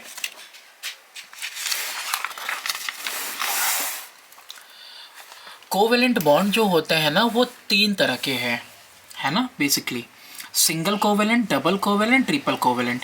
नाम से ही पता चल रहा है कि दो इलेक्ट्रॉन शेयर होंगे, एक शेयर होगा सिंगल में, डबल में दो और ट्रिपल में तीन। सिंगल कोवेलेंट में होता क्या है कि एक पेयर ऑफ इलेक्ट्रॉन दो एटम्स के बीच में शेयर होते हैं, हर एक एटम जो है एक एक इलेक्ट्रॉन कंट्रीब्यूट करता है। जैसे क्लोरीन में था, हाइड्रोजन क्लोराइड में था, अमोनिया में था। देखो नाइट्रोजन हाइड्रोजन के साथ एक ही शेयर कर रहा है, तो नाइट्रोजन हाइड्रोजन के साथ इधर भी एक शेयर कर रहा है, इधर भी एक शेयर कर रहा है। ऐसे ही मीथेन में कार्बन के चार आउटर मोस्ट में चार होते हैं और वो चारों एक एक पेयर किसके साथ शेयर कर रहे हैं, हाइड्रोजन के साथ। ऐसे ही वाटर का दिया हुआ है, ऐसे ही क्लोरीन का भी दिया हुआ है आपको। सिमिलरली डबल बॉन्ड की अगर बात करेगा, मतलब दो इलेक्ट्रॉन्स म्यूचुअली शेयर हो रहे हैं। जैसे दो ऑक्सीजन के बीच में दो इलेक्ट्रॉन्स म्यूचुअली शेयर होते हैं, ये इसके साथ दो शेयर कर दिया, इसके पास भी 8, ये दो इसके साथ शेयर कर दिया, इसके पास भी 8 हो गए, ठीक है। ऐसे ही ट्रिपल बॉन्ड किसके बीच में बनेगा, नाइट्रोजन के बीच में, क्योंकि ये कितने नंबर पे है, 7 नंबर पे है एटॉमिक नंबर में। 2,5 तीन इलेक्ट्रॉन चाहिए, तो ये आपस में ही क्या करेंगे, तीन तीन इलेक्ट्रॉन शेयर कर लेंगे। कुछ मॉलिक्यूल ऐसे होते हैं जो जिनके पास कॉम्बिनेशन होता है सिंगल बॉन्ड का एज वेल एज डबल और ट्रिपल बॉन्ड का, जैसे कि ईथीन का मॉलिक्यूल है। ईथीन के मॉलिक्यूल में एक डबल बॉन्ड होता है और 4 सिंगल कोवेलेंट बॉन्ड होते हैं।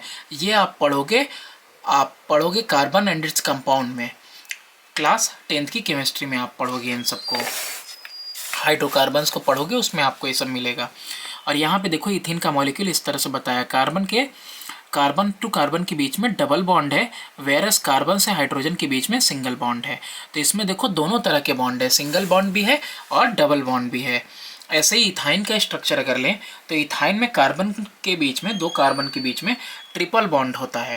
कितना बॉन्ड होता है, ट्रिपल, और साथ में हाइड्रोजन के सिंगल बॉन्ड। तो जो कोवेलेंसी एटम की होती है, कोवेलेंसी क्या होती है, number of electron taking part in combination, वो फॉर्मेशन ऑफ शेयर्ड पेयर, कितने इलेक्ट्रॉन पार्टिसिपेट कर रहे हैं, taking part in formation of shared pair. 10 covalency hydrogen की कितनी हो जाएगी, 1, ऑक्सीजन में 2 हो रहे हैं तो ऑक्सीजन की कोवेलेंसी 2, और नाइट्रोजन की कोवेलेंसी कितनी हो जाएगी, 3, और कार्बन की कोवेलेंसी कितनी हो जाएगी, 4। नॉन पोलर और पोलर कोवेलेंट कंपाउंड कौन से होते हैं। कोवेलेंट कंपाउंड नॉन पोलर हैं जब shared pair of electron equally distributed है बिटवीन टू एटम, यानी अगर इक्वली दो इलेक्ट्रॉन डिस्ट्रीब्यूटेड हैं एटम्स के बीच में, तो मतलब वो कैसा है, वो नॉन पोलर है। ध्यान रखना, इक्वली है तो नॉन पोलर है, कोई चार्ज सेपरेशन इनमें नहीं होता। मॉलिक्यूल जो है सिमेट्रिकली और इलेक्ट्रिकली कैसे होते हैं, बिल्कुल न्यूट्रल होते हैं। अभी एग्जांपल देखेंगे और बेहतर समझ में आएगा। अगर दो कोवेलेंटली बॉन्डेड एटम हैं और दोनों आइडेंटिकल हैं, एक जैसे हैं, तो वो shared electron pair equal distance पे रहेंगे कंबाइनिंग एटम से, यानी कि जो शेयर्ड इलेक्ट्रॉन का पेयर है इक्वली अट्रैक्ट होगा न्यूक्लियाई के द्वारा, और दोनों के न्यूक्लियाई के द्वारा शेयर्ड पेयर इक्वली फोर्स के साथ अट्रैक्ट होगा। तो ऐसा मॉलिक्यूल कैसा कहलाएगा, नॉन पोलर कहलाएगा।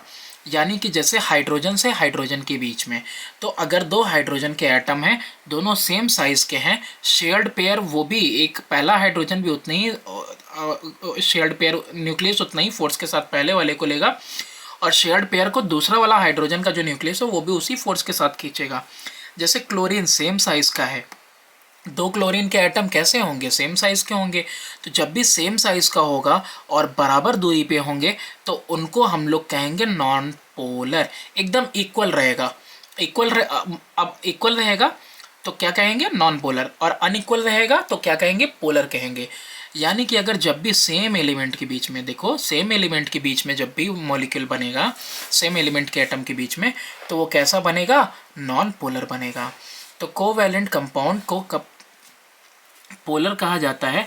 जब shared pair of electron equal distance पे नहीं होते हैं, ठीक है। और ये इसकी वजह से फ्रैक्शनल पॉजिटिव और निगेटिव चार्जेस आते हैं इनके ऊपर, और ये आयोनाइज होते हैं पानी में जाने के बाद। आयोनाइज मतलब इन पे चार्जेस आते हैं। For example hydrogen chloride H+ ion और Cl- में टूट जाता है पानी में जाने पे। कोवेलेंट बॉन्ड कब बहुत बनता है?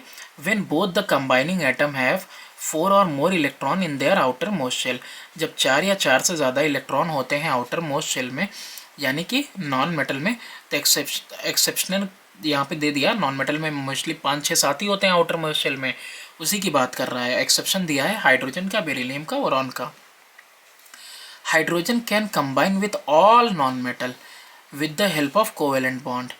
तो हाइड्रोजन सबके साथ कंबाइन कर सकता है, सारे नॉन मेटल के साथ, कोवेलेंट बॉन्ड के जो है मदद से। अब यहाँ पे कुछ कोवेलेंट बॉन्ड को हम देखेंगे तो बेहतर हम लोगों को समझ में आएगा।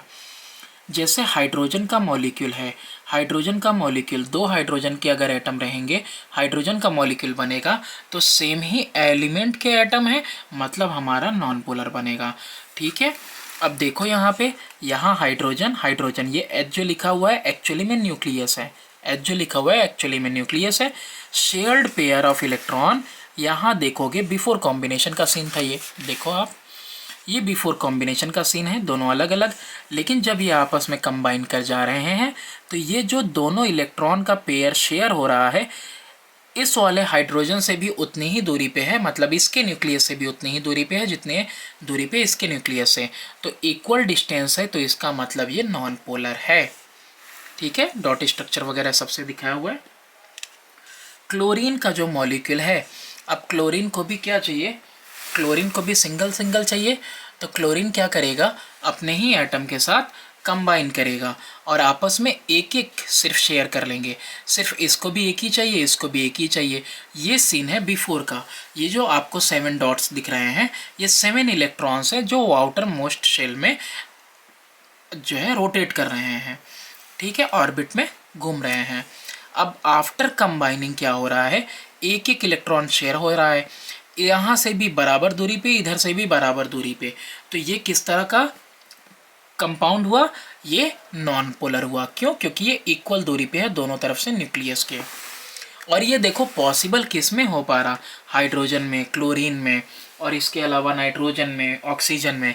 इसका मतलब जब भी हमको ऐसा लेना पड़ेगा, हम बात करेंगे सेम एलिमेंट की और सेम काइंड ऑफ एटम की बात करने वाले हैं हम लोग। बात करें नाइट्रोजन मॉलिक्यूल की, तो नाइट्रोजन में देखो 3 पेयर इसी तरीके से आपस में एक दूसरे के साथ शेयर होंगे। डायग्राम हमको बस इतना ही बताना चाहता है, और जो चीज़ें मैं बता रहा हूँ वही चीज़ें लिखी हुई हैं। कॉम्बिनेशन के बाद देखो ये जो पूरा पेयर, वो पेयर ऑफ इलेक्ट्रॉन्स हैं जो शेयर्ड हैं, यहाँ से भी न्यूक्लियस से बराबर दूरी पे हैं दोनों तरफ से। तो इसका मतलब ये कैसा हो गया? Non polar. हाइड्रोजन क्लोराइड, अब ये पोलर आएगा। हाइड्रोजन क्लोराइड पोलर क्यों होगा? क्योंकि हाइड्रोजन उसका साइज़ अलग है उसके एटम का, और क्लोरीन उसका साइज़ अलग है।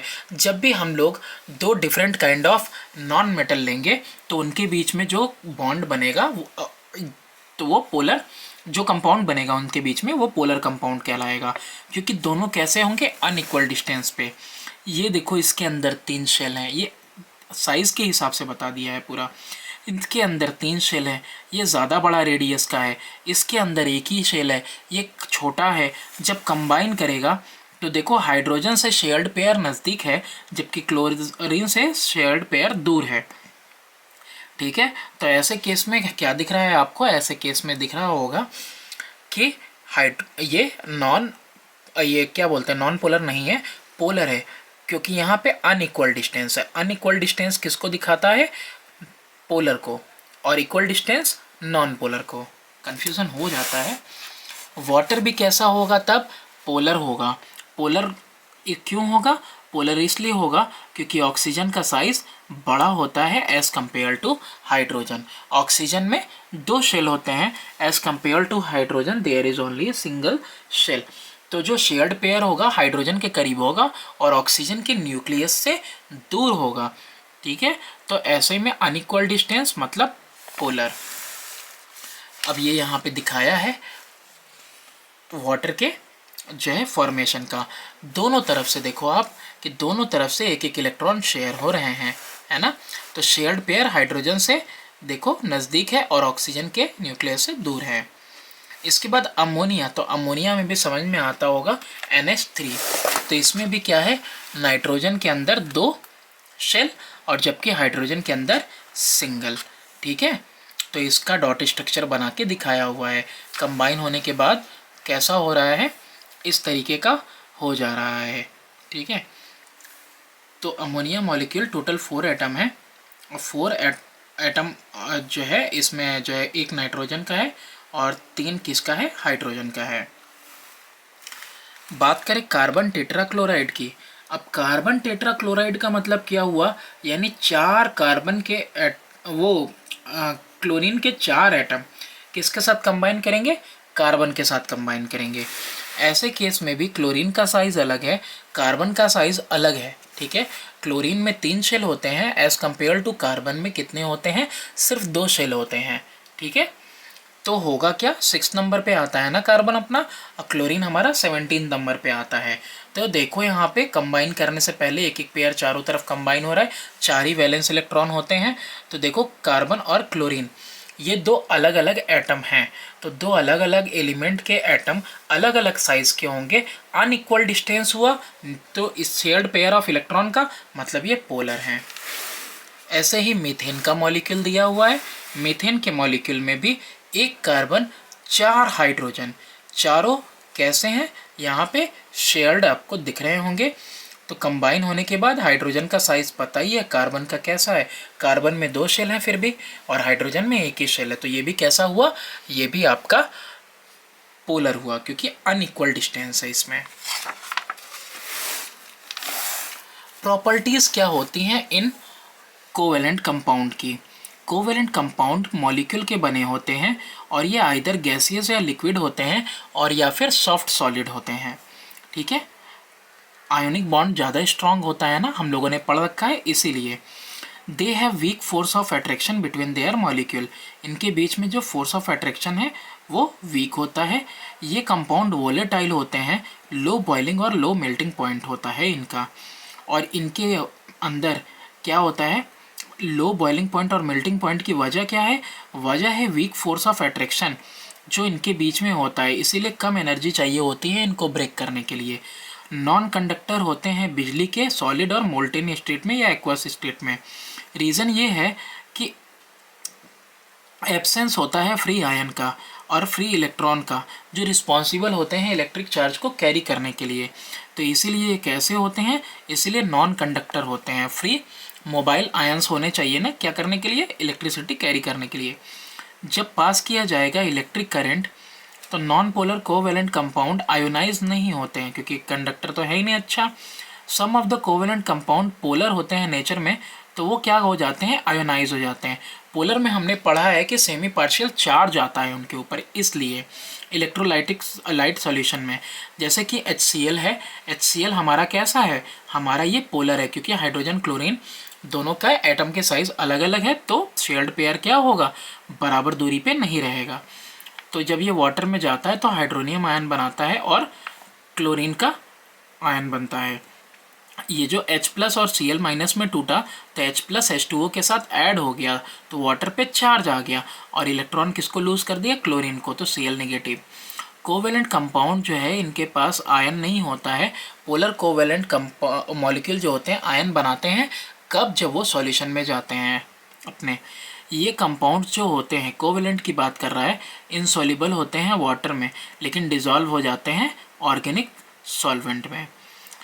इसका रीज़न क्या है, ऑर्गेनिक सॉल्वेंट जो होता है नॉन पोलर होता है, ऑर्गेनिक सॉल्वेंट नॉन पोलर, तो ये कंपाउंड डिज़ोल्व हो जाते हैं नॉन पोलर कोवेलेंट कंपाउंड में।